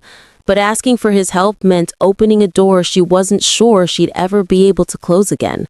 Sunlight streamed softly through the trees, scattering tiny rainbows across his dark suit. The fine weave of his jacket caught the light, reflecting a faint shimmer of color at his chest. He stood perfectly still, composed, dignified, every line of his body exuding quiet confidence. The sight of him, so untouchable, made her heart tighten. He didn't even have to speak. His mere presence was enough to remind her of the vast distance between them. His help might be more than I could ever expect, she thought, her mind spinning faster than she could control. She could almost see it. What might happen if she told him everything? Maybe he'd understand. Maybe, with his power, he could fix what had gone so terribly wrong. The single word slipped from her lips, trembling with both hope and fear. "I have nothing to say to you." His voice cut through her hesitation, sharp and cold. He didn't even let her finish. "Frankly, I'm not interested in anything you have to say either." The words hit harder than she'd expected, stealing the air from her lungs. Her eyes widened, a flicker of shock crossing her face. He leaned closer, the space between them shrinking to nothing. His gaze bored down on her, unwavering and unreadable. Under the night sky, his tone stayed calm but unyielding, leaving no room for argument. She met his stare, unable to look away. The air felt charged, heavy with emotions neither dared to name. Hurt, pride, regret, and something dangerously close to longing. "I'll be going now," he said finally, straightening his posture, his voice clipped and cool. He turned to leave, his figure moving away with deliberate calm. "Wait," she called out, her voice breaking through the silence as she took a step forward. The desperation in her tone echoed faintly in the garden, mingling with the rustle of leaves and the distant hum of the afternoon breeze. The sound of his footsteps echoed steadily across the courtyard. Clump, clump, each step deliberate, unhurried. The sunlight caught on his dark hair as he walked away, his back straight and unreadable. There was something final in the rhythm of his stride, as if each step was sealing a door between them that could never be reopened. She stood still among the garden's soft colors, the wind teasing strands of her red hair. For a long moment, she didn't move. Her gaze followed him silently, watching his retreating figure disappear into the building. The morning light filtered through the trees, warm and indifferent, making the moment feel both beautiful and unbearably distant. The sharp click of the doorknob broke the quiet. Her hand trembled slightly as she pushed it open. Huh. The sound escaped her lips before she could stop it, a whisper of exhaustion and regret. The door creaked softly, echoing the heaviness in her chest. Her head bowed, eyes closing for a brief moment as she exhaled. I was too hasty earlier, she thought, her voice echoing in her mind. Regret pulled like a shadow behind her ribs. The scene replayed in her head, the tension, his cold words, her own trembling voice, and every detail stung. Her fingers brushed against the edge of her sleeve as she murmured inwardly, I should have explained things properly. The admission felt heavy, like a confession whispered to the air. She pressed her lips together, realizing that if she'd just taken a moment longer to think, to speak clearly, maybe things wouldn't have gone so wrong. Her hand trembled slightly, then curled into a tight fist by her side. Determination burned through the uncertainty clouding her heart. If I just talk to him, he'll listen, she told herself, as if saying it out loud might make it true. The faint sound of her own pulse filled her ears. She wasn't ready to give up, not yet, not when there was still a chance to fix what had broken. Her fingers tightened, nails biting into her palm as her resolve hardened. I just can't give up yet, she thought. Even if the last conversation had left her shaken, she refused to let despair win. There was still something she needed to say, something that could change everything. Echoes of voices drifted through her memory, faint but clear enough to sting. Young-hik, wait for me. Let me show you around the house. And then his cold, detached reply, I'm fine on my own. The reminder sent a small ache through her chest. Those words had always carried distance, a wall she had never quite been able to climb. She blinked, snapping back to the present. Standing by the door, she tilted her head slightly, confusion crossing her face. Young-hik? Her lips parted in surprise at the faint sounds she thought she'd heard, half believing her own mind was playing tricks on her. The stillness of the hallway pressed in around her, amplifying her thoughts. Inside the room, Young-hik stayed beside another woman. Would you like to look at my childhood photos, Young-hik? The woman asked brightly, her voice light and eager.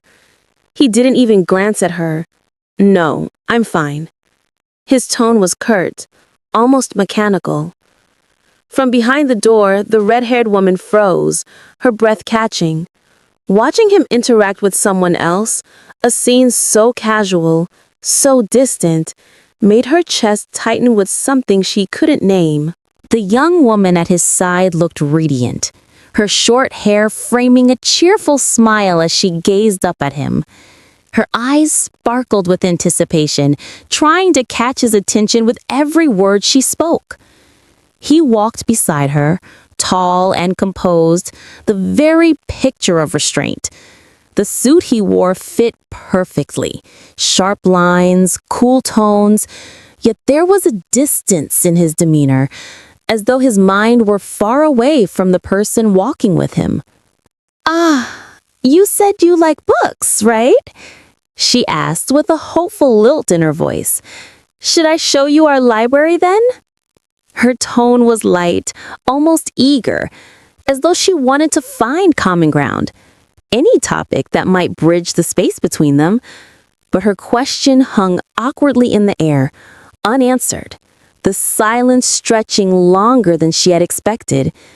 From a distance, another woman watched, her lips curving slightly as she whispered under her breath, "No, that's okay." A faint smirk tugged at the corner of her mouth, concealing a mix of irony and pain. The sight before her was enough to make something twist inside her chest, but she refused to show it. Her thoughts sharpened like glass, She's been acting all high and mighty, she mused, eyes narrowing, but she's totally flustered around him, huh? A quiet, bitter laugh echoed in her mind. So this is what it looks like when someone really isn't interested. The realization stung more than she expected. The difference between how she imagined things and what she was seeing now.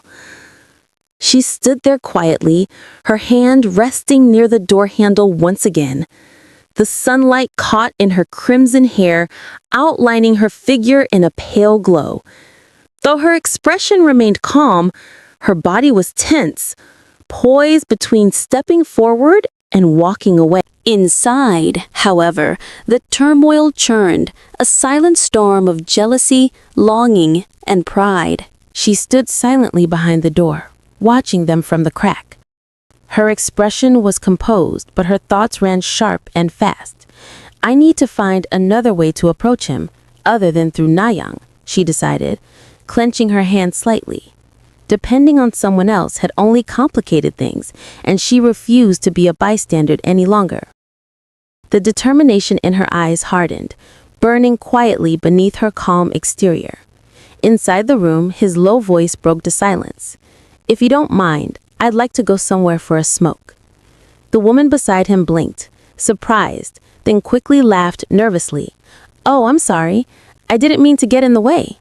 Her tone was soft, eager to please, as if hoping her apology would erase the distance in his eyes. But he simply nodded, expression unreadable. She stepped closer to him again, attempting to keep the light tone in her voice. "Let's see, somewhere you can smoke," she murmured, glancing around as though searching for an excuse to stay by his side just a little longer. The man remained quiet, his tall frame casting a shadow beside her delicate figure. There was politeness in his stance, but no warmth. The faint creak of a door interrupted them, a quiet sound that somehow filled the air with tension. Both turned their heads toward the source, the noise echoing slightly in the wide hall.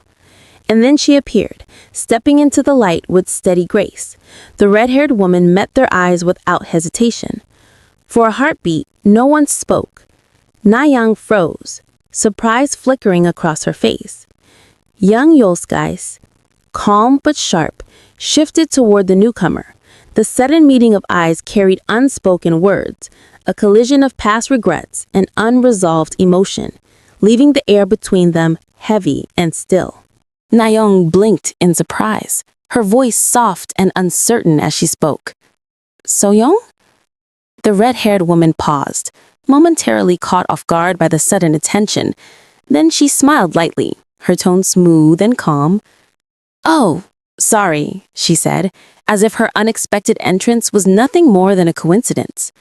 The air between them shifted, polite on the surface, yet tense underneath, like the calm before a storm.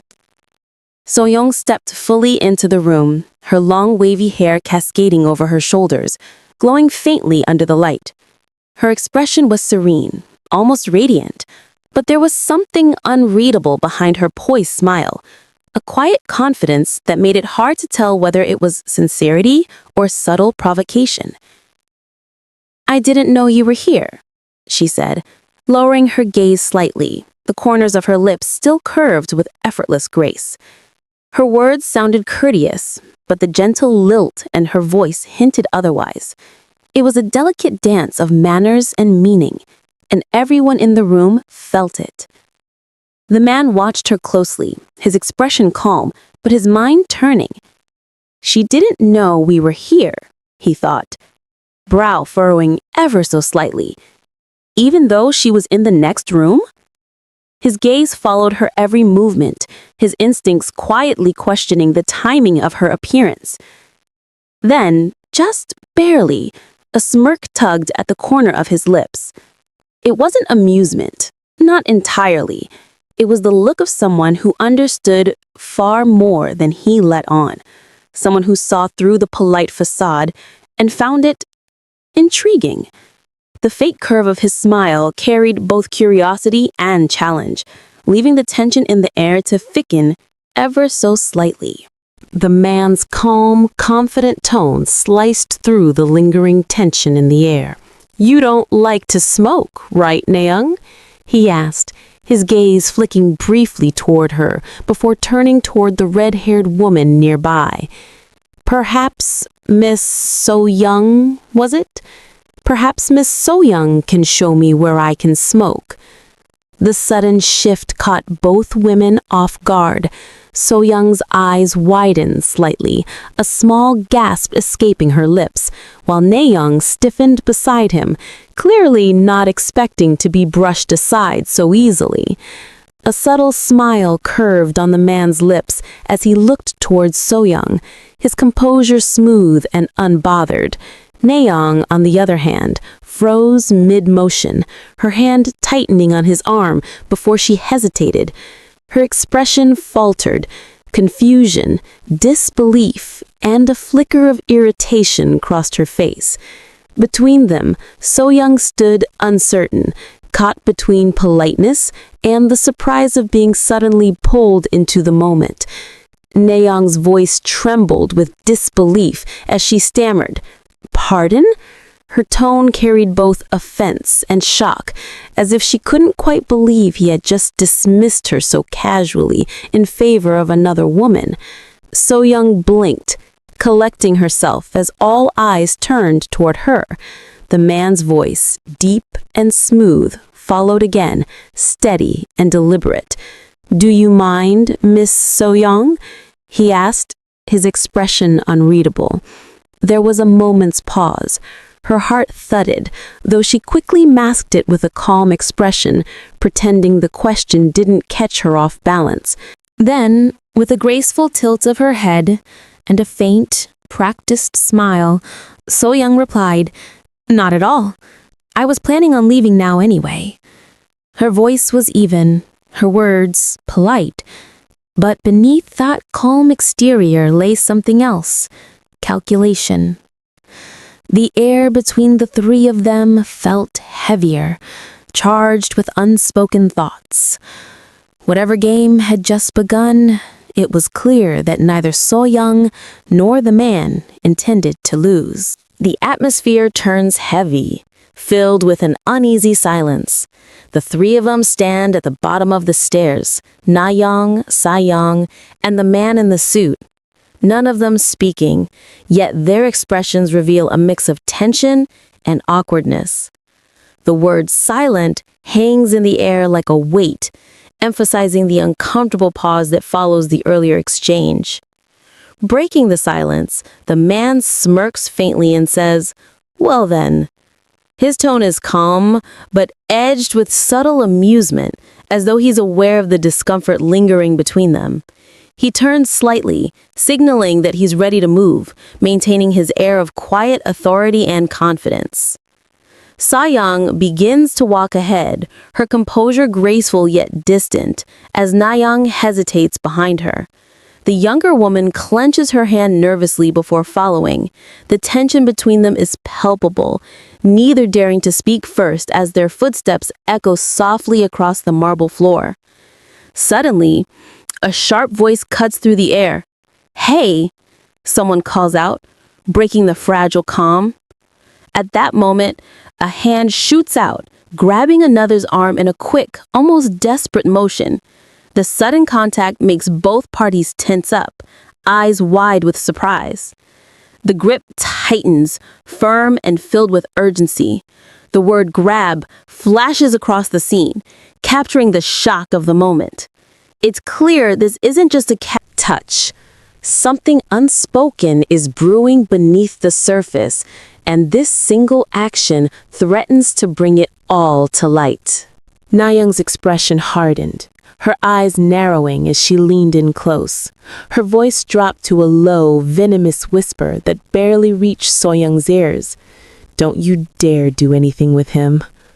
The words were sharp, filled with warning, the kind that cut deeper precisely because they were spoken quietly. So-young looked up at her, startled but silent. The tension between them thickened, almost visible in the air. Standing so close, Na-young's posture radiated anger and possessiveness, while So-young's calm gaze hinted at something else.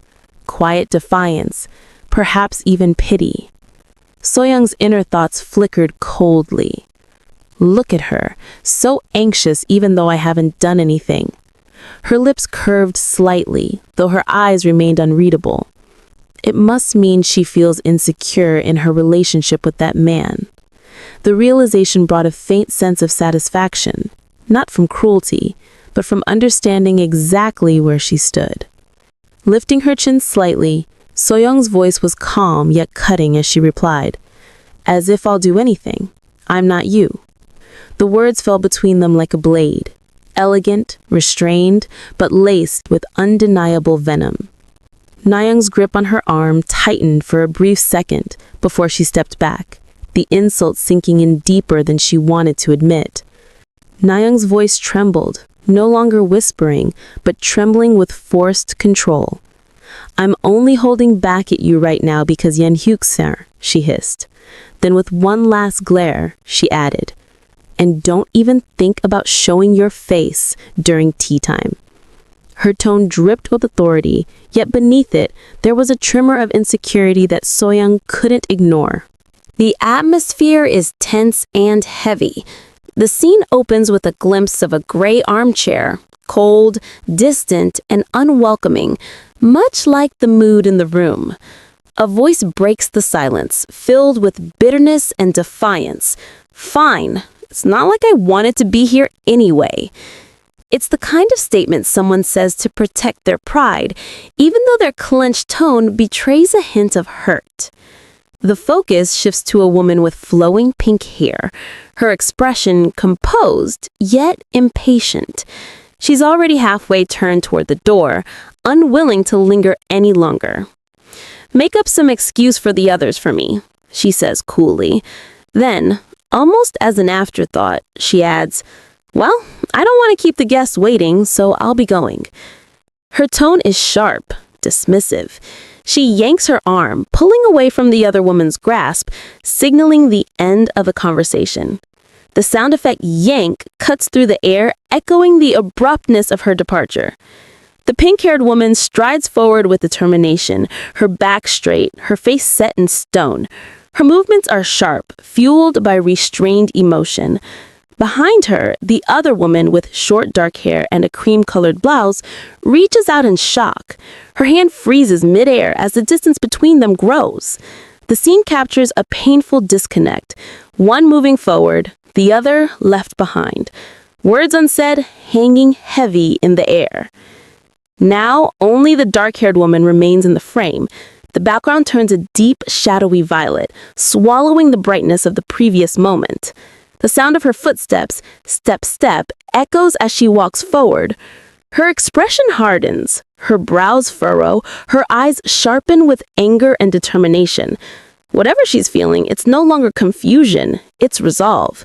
Something inside her has shifted. The focus lowers, showing her clenched fists at her sides.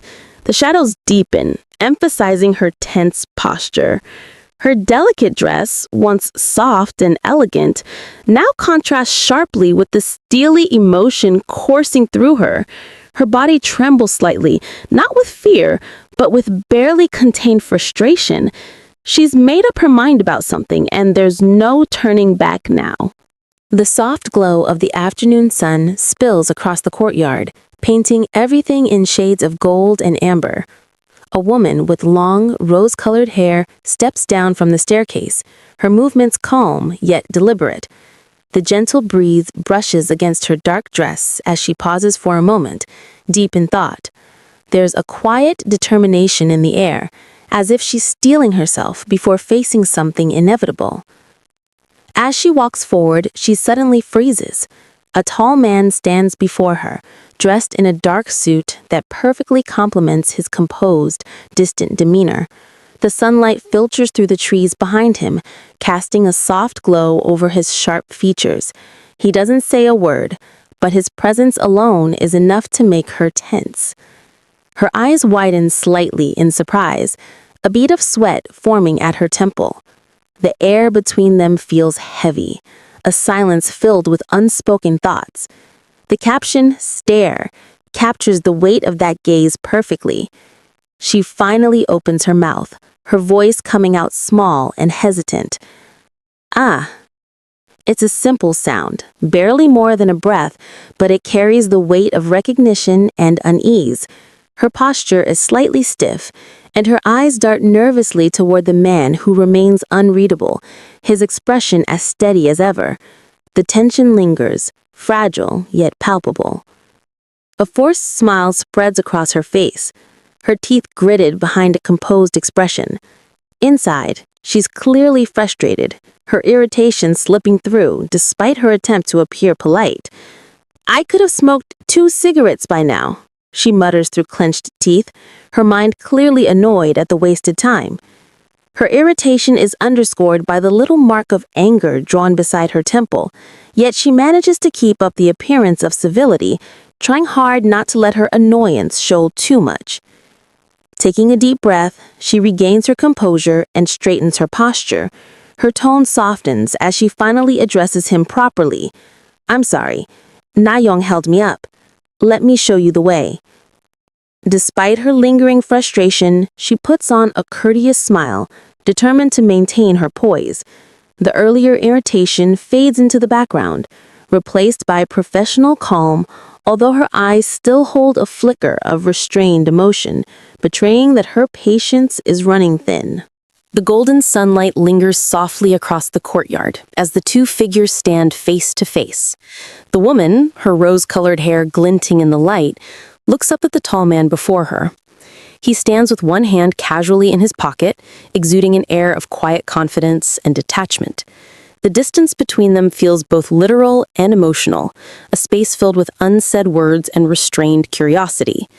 Though they face each other, neither seems ready to bridge that gap just yet. The camera shifts closer to the man. His expression remains unreadable, calm, composed, yet subtly intimidating. His eyes, sharp and observant, study her without giving anything away.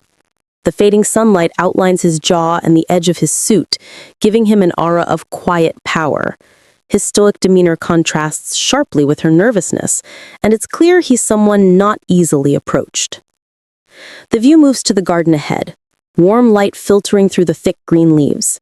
The gentle rustle of trees fills the silence as she gestures toward the spot ahead. "Here it is," she says simply. Her voice is polite but tinged with restraint. She's trying to stay composed, even though his cold presence makes it difficult to relax. The sunlight catches on the leaves, making the moment feel still and almost fragile. He doesn't respond right away.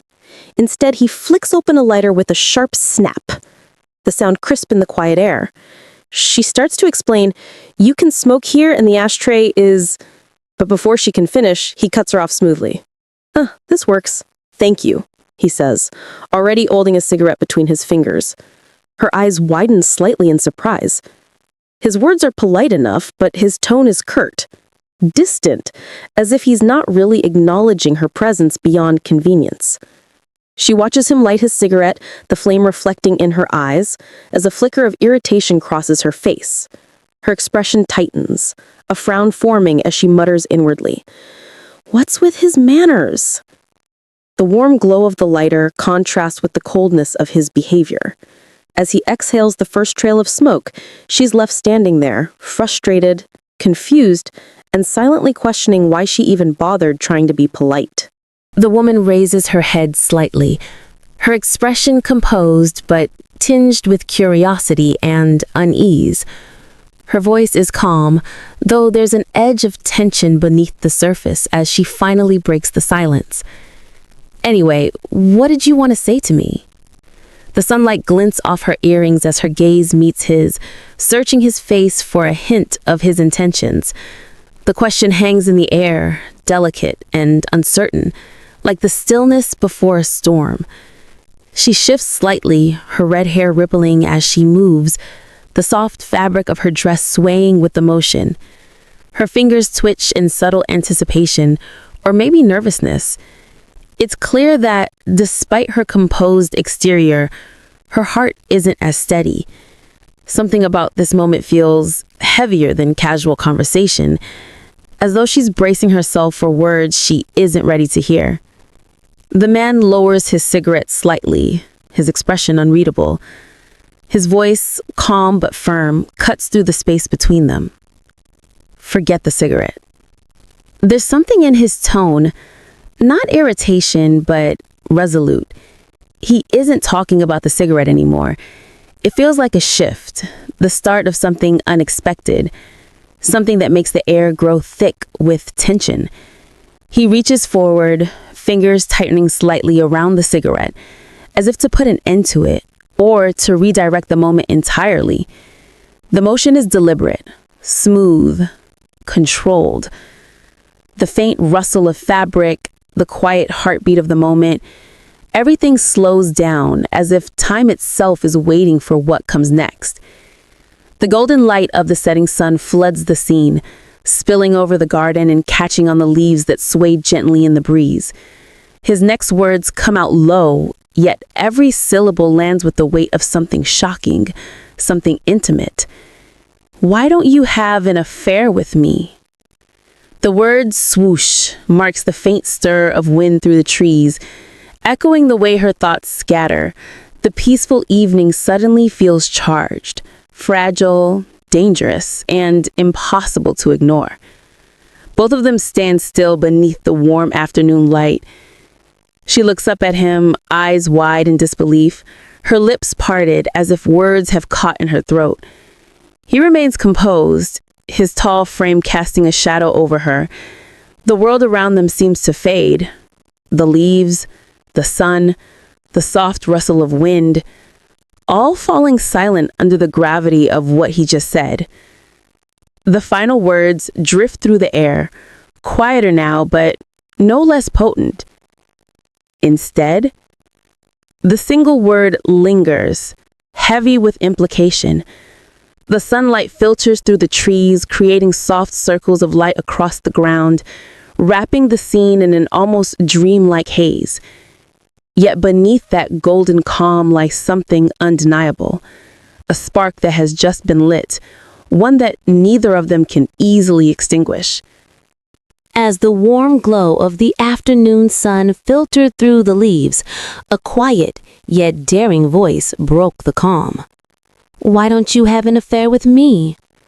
The words lingered in the air like a forbidden whisper, charged with tension and impossible temptation. The world seemed to still, even the wind held its breath, as though nature itself was waiting for the answer. Standing beneath the golden canopy, a woman with flowing red hair looked up at the tall man before her. Her expression was both resolute and vulnerable, as if torn between desire and fear. Dressed elegantly in a black dress with a white blouse, she faced him with trembling determination. The man, calm and imposing in his tailored suit, met her gaze with silent intensity. Between them, unspoken emotions simmered, the air thick with something dangerously real. Instead, her voice softened now, the earlier boldness giving way to uncertainty. The sunlight shimmered between them, scattering through the falling leaves. Each second stretched endlessly, the echo of her words hanging in the golden light, fragile, daring, and impossible to take back. It wasn't just a question. It was an invitation to cross a line neither could uncross. He didn't answer immediately. Instead, his eyes darkened as he stared into the distance, lost in thought. The word stare almost seemed to hum in the air, matching the tension that refused to fade. The sunset reflected in his calm yet conflicted gaze, revealing a storm of emotions hidden beneath his composed exterior. Was it anger, shock, or something more dangerous? Temptation. The camera lingered on his chest, the crisp white shirt, the deep navy tie perfectly knotted, and the fine fabric of his suit catching the light. Everything about him spoke of discipline, restraint, and control. Yet, beneath that polished appearance, his heart pounded with something he could no longer ignore. Her words replayed in his mind. "Why don't you have an affair with me instead?" And for the first time, he wasn't sure he could walk away. A subtle smirk tugged at the corner of his lips. The atmosphere shifted, tension mingling with curiosity as his expression darkened into something unreadable. His eyes glinted with intrigue, and though his face revealed little, the faint smile spoke volumes. "Interesting," he murmured, his voice low and smooth, a quiet acknowledgement that whatever game was unfolding before him had just captured his full attention. His thoughts drifted back to earlier moments, piecing together the strange behavior he had witnessed. "Earlier, I assumed she was playing some kind of game," he reflected silently.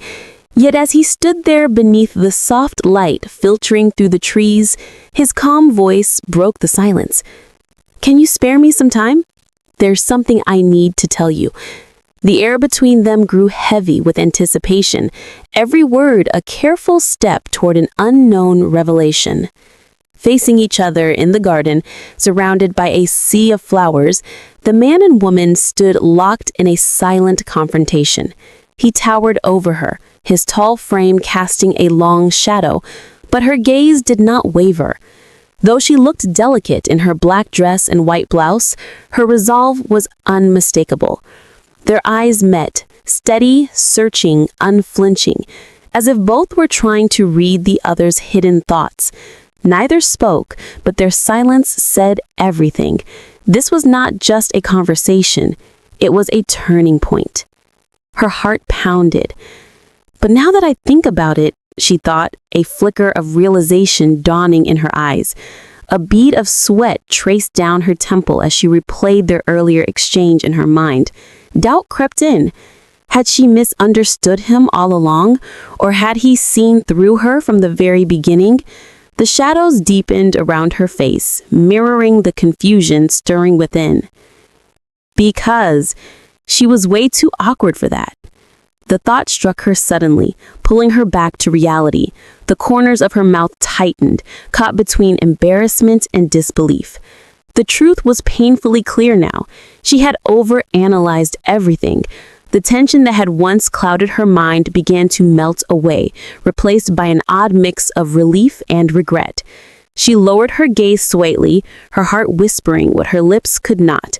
Perhaps, just perhaps, things weren't as complicated as she had made them. "More than anything." The words echoed softly in the darkness, as though they came from deep within his mind, a confession he could never speak aloud.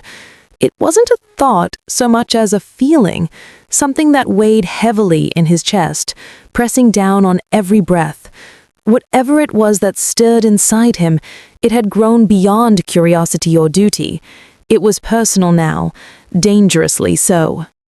The clinking of glasses and hum of conversation filled the elegant dining room. Laughter spilled between the guests, soft and polite, yet meaningless. He sat apart, observing quietly, his expression unreadable. "They sure are talking up a storm," he remarked dryly, his voice tinged with distant amusement.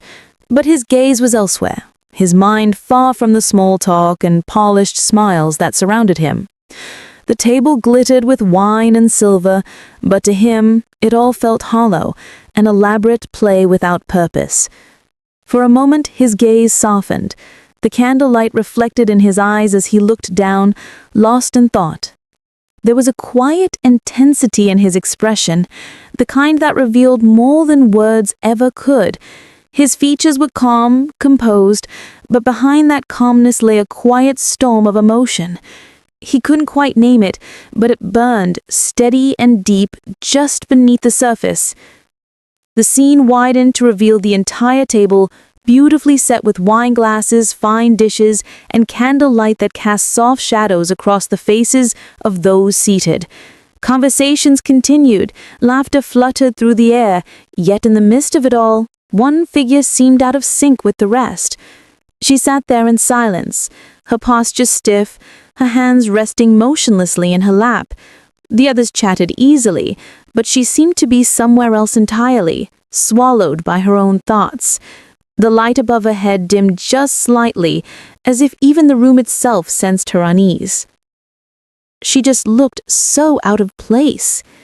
The realization came with a pang of guilt he couldn't quite ignore. She didn't belong in this glittering world of luxury and veiled intentions, where every smile hid an agenda. No, her awkwardness, her honesty, the way she struggled to fit in, it all made her Painfully, unmistakably real. And that, more than anything, was what drew his eyes to her. He couldn't help but reflect on the strange encounter earlier. She didn't seem like the type to flirt with her sister's boyfriend, he thought to himself. There was a sincerity, or perhaps a nervousness in her demeanor that didn't fit with such a scheme. His curiosity piqued. What was it she truly wanted to say? A faint smirk curved his lips, breaking the calm composure he usually maintained. The sunlight caught the edge of his jaw as he turned slightly, his eyes glinting with amusement. Whatever her intentions were, he found himself unexpectedly intrigued. His voice carried a teasing lilt, light but edged with irony. "Interesting," he said, his tone measured but amused. "If you were trying to be funny, it worked." It wasn't mockery, just an observation laced with that quiet, confident charm of his. His gaze sharpened, half in disbelief, half in amusement. The thought echoed in his mind like a whisper of irony, suggesting to have an affair with a prosecutor, huh? The corner of his mouth twitched, the absurdity of the situation not lost on him. His thoughts deepened, turning inward. "While I am currently seeing Na Yong for personal reasons," he mused silently, "I never had any intention of getting involved with her family." The notion itself felt tangled and messy, something far outside the boundaries he carefully maintained. Yet for some reason, he couldn't dismiss the encounter entirely. He adjusted his suit jacket with deliberate precision, every movement calm and controlled. The soft whip of fabric filled the quiet air as he straightened his collar and buttoned his coat. His demeanor was immaculate, calculated, a man who carried himself with quiet confidence and discipline. Whatever thoughts swirled in his mind, he hid them behind the crisp perfection of his tailored composure. And now, he thought, as he flicked open his lighter, the flame dancing against the golden hue of the setting sun, she wants me to get involved personally and legally? He lit the cigarette slowly, almost contemplatively, as if buying himself a moment to process the absurdity of her request. The scent of smoke curled through the cool air, a sharp contrast to the warmth of the late afternoon light. He exhaled softly, the cigarette glowing faintly between his fingers. It's not even worth considering, he decided. His voice in his head was calm but final, layered with the quiet authority of someone used to drawing lines and never crossing them. There were rules he lived by, and this, he told himself, was one of them. Yet as the smoke dispersed into the air, an unwelcome thought lingered. And yet, I somehow get the feeling this isn't for some trivial reason. He frowned slightly, his instincts whispering that her motives ran deeper than she had let on. Something in the way she had spoken, the hesitation in her tone, the weight behind her words, had unsettled him more than he cared to admit. She stood nearby, her expression tense and uncertain, clutching a cigarette of her own as if it might steady her nerves. Her eyes flickered with a mix of defiance and vulnerability, emotions she seemed desperate to hide but couldn't. The soft light bathed her hair in gold, outlining her figure in a fragile glow. There was something about her, something that made him pause. Beneath the poise and the perfectly chosen words, there was sincerity, and that, more than anything, made him hesitate. He held the cigarette loosely between his fingers, the faint curl of smoke rising into the air as he spoke. His tone was calm, unhurried, almost indifferent. "I'm not the thrill-seeking type," he said, the faintest trace of a smirk ghosting his lips. His words carried a quiet weight, the kind that suggested he rarely entertained reckless ventures or emotional entanglements. He exhaled softly, the ash falling away like a punctuation to his detached confession. He tapped the cigarette once, scattering the last of the ash before continuing, his voice low and measured. But let's hear your reason anyway. It wasn't curiosity that drove him, not really. It was more a sense of obligation, perhaps a hint of intrigue he couldn't completely dismiss. He tilted his head slightly, giving her his attention, but keeping his distance, both emotionally and in posture. The pause that followed hung heavy between them. The woman finally broke the silence, her expression tight with the strain of what she was about to reveal. Her crimson hair swayed slightly in the afternoon breeze as she turned her head and said, her voice steady yet sharp, "Naeong is having an affair." The words cut through the quiet like a blade.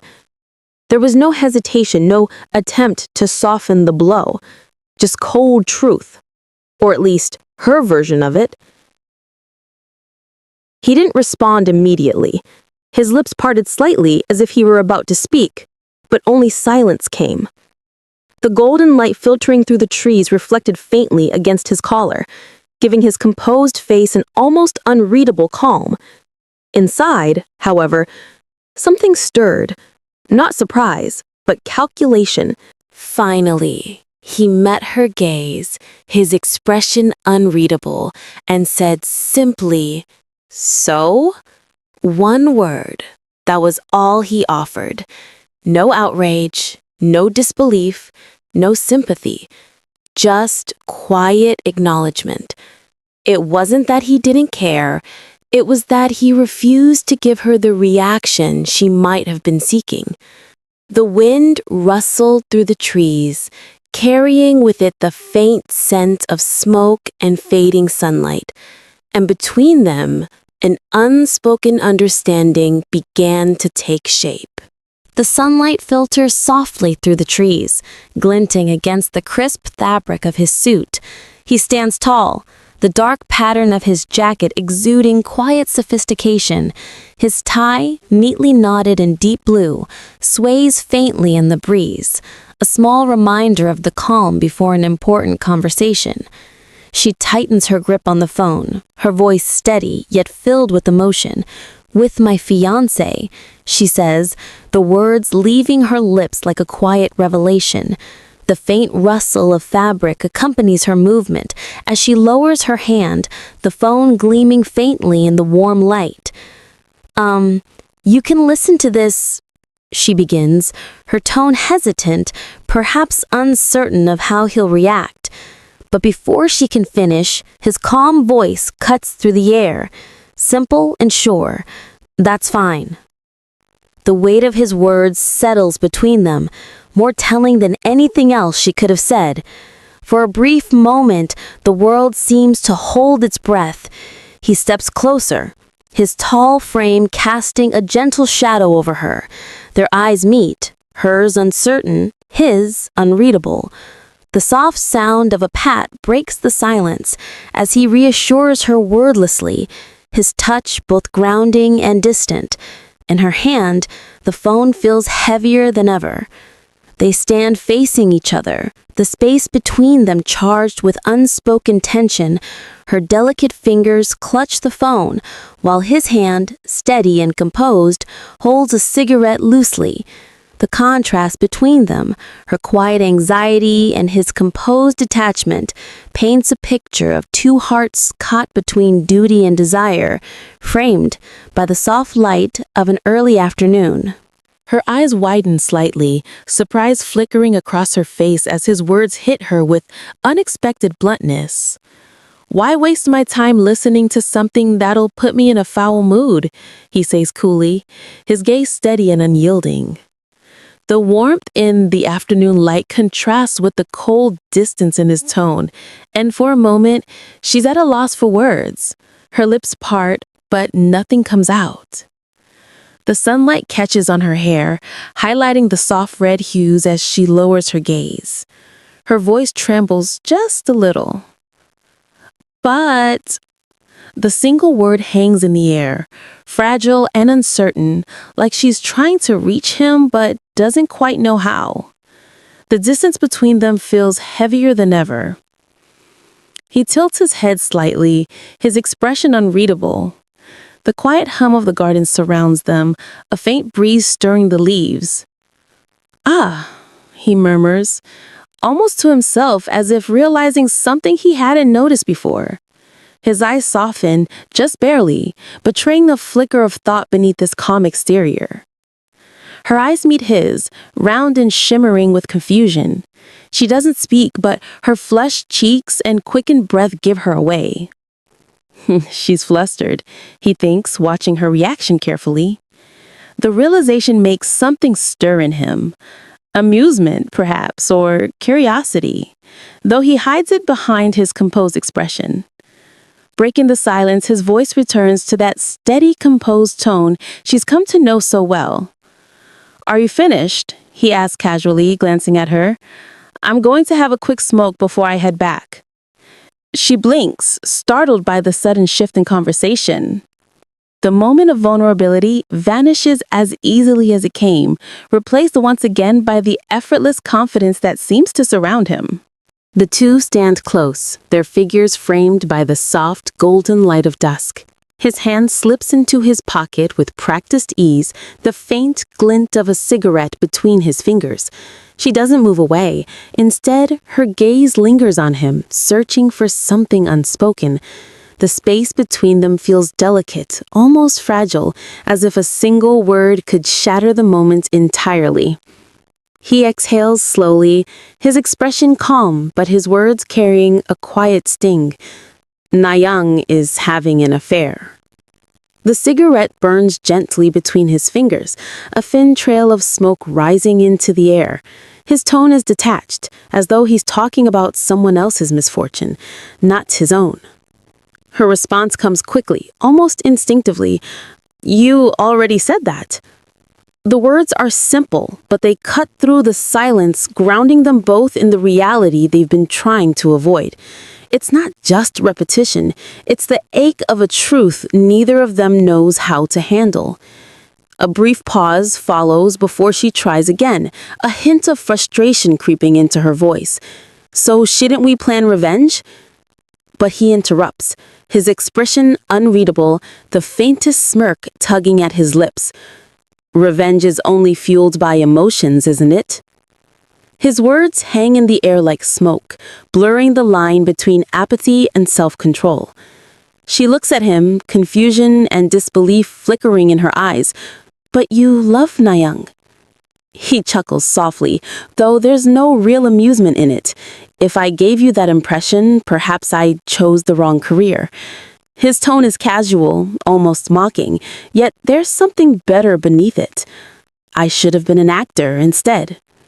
The sunset paints the sky in shades of red and gold, but between them, the air feels colder than ever.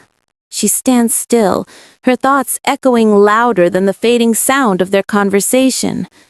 "I had a feeling he was uninterested," she admits to herself, "but not to this extent."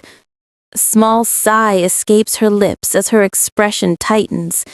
The sinking feeling in her chest grows heavier. Disappointment, disbelief, and maybe a trace of hurt she wishes she didn't feel. The golden light behind her seems almost mocking, too warm for a moment this cold. His tone remains as calm and collected as ever, unbothered by the emotions stirring within her. "If you're done talking, let's end our conversation here." He speaks as if this were nothing more than a business exchange, his hand casually rummaging through his pocket. The cigarette between his fingers gleams faintly under the sunlight, a symbol of detachment, of quiet indifference that cuts deeper than any harsh word could. Her breath catches for a moment. It's a small sound, almost inaudible, but it carries the weight of shock and pain. She watches him, unable to find the right words. His movements are fluid, almost graceful as he prepares to light his cigarette, completely unfazed by her reaction. It was fun for what it was. he says simply. The words fall like ashes, light, effortless, devastatingly final.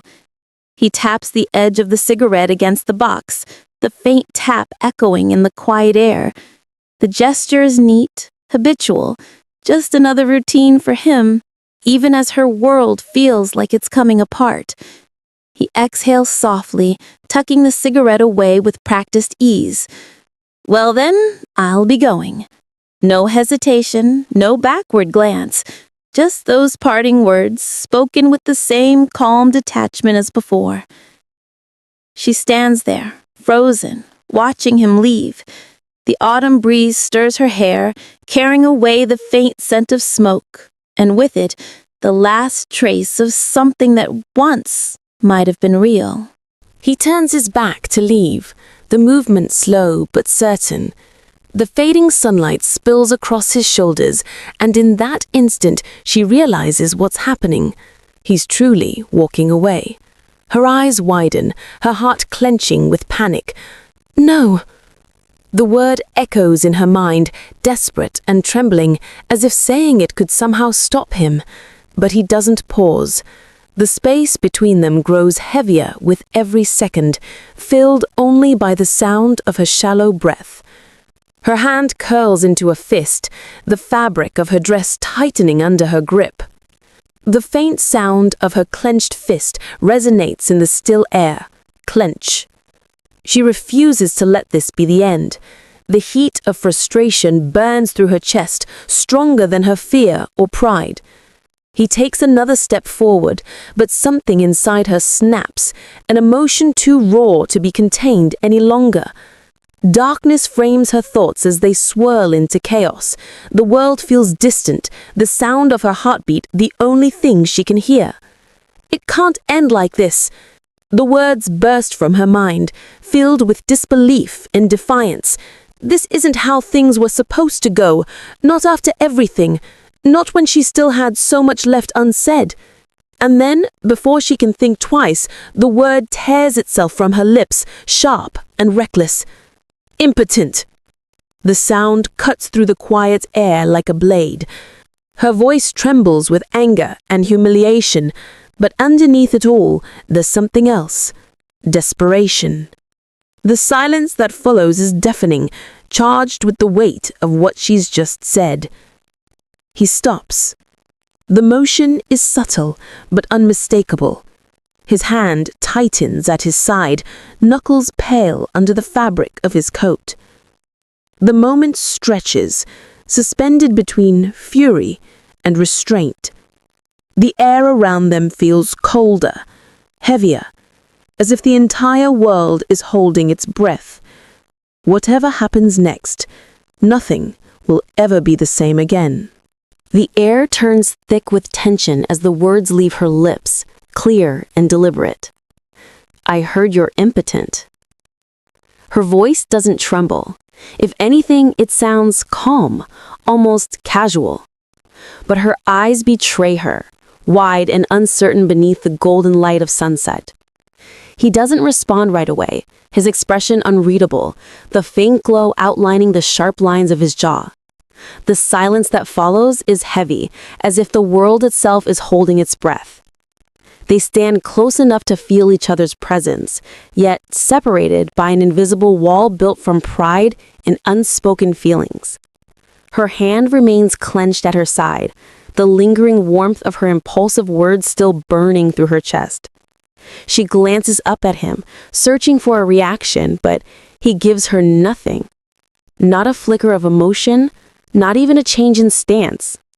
That's what Nayong said, she continues, her tone soft but edged with intent. The name slips from her mouth like a calculated strike.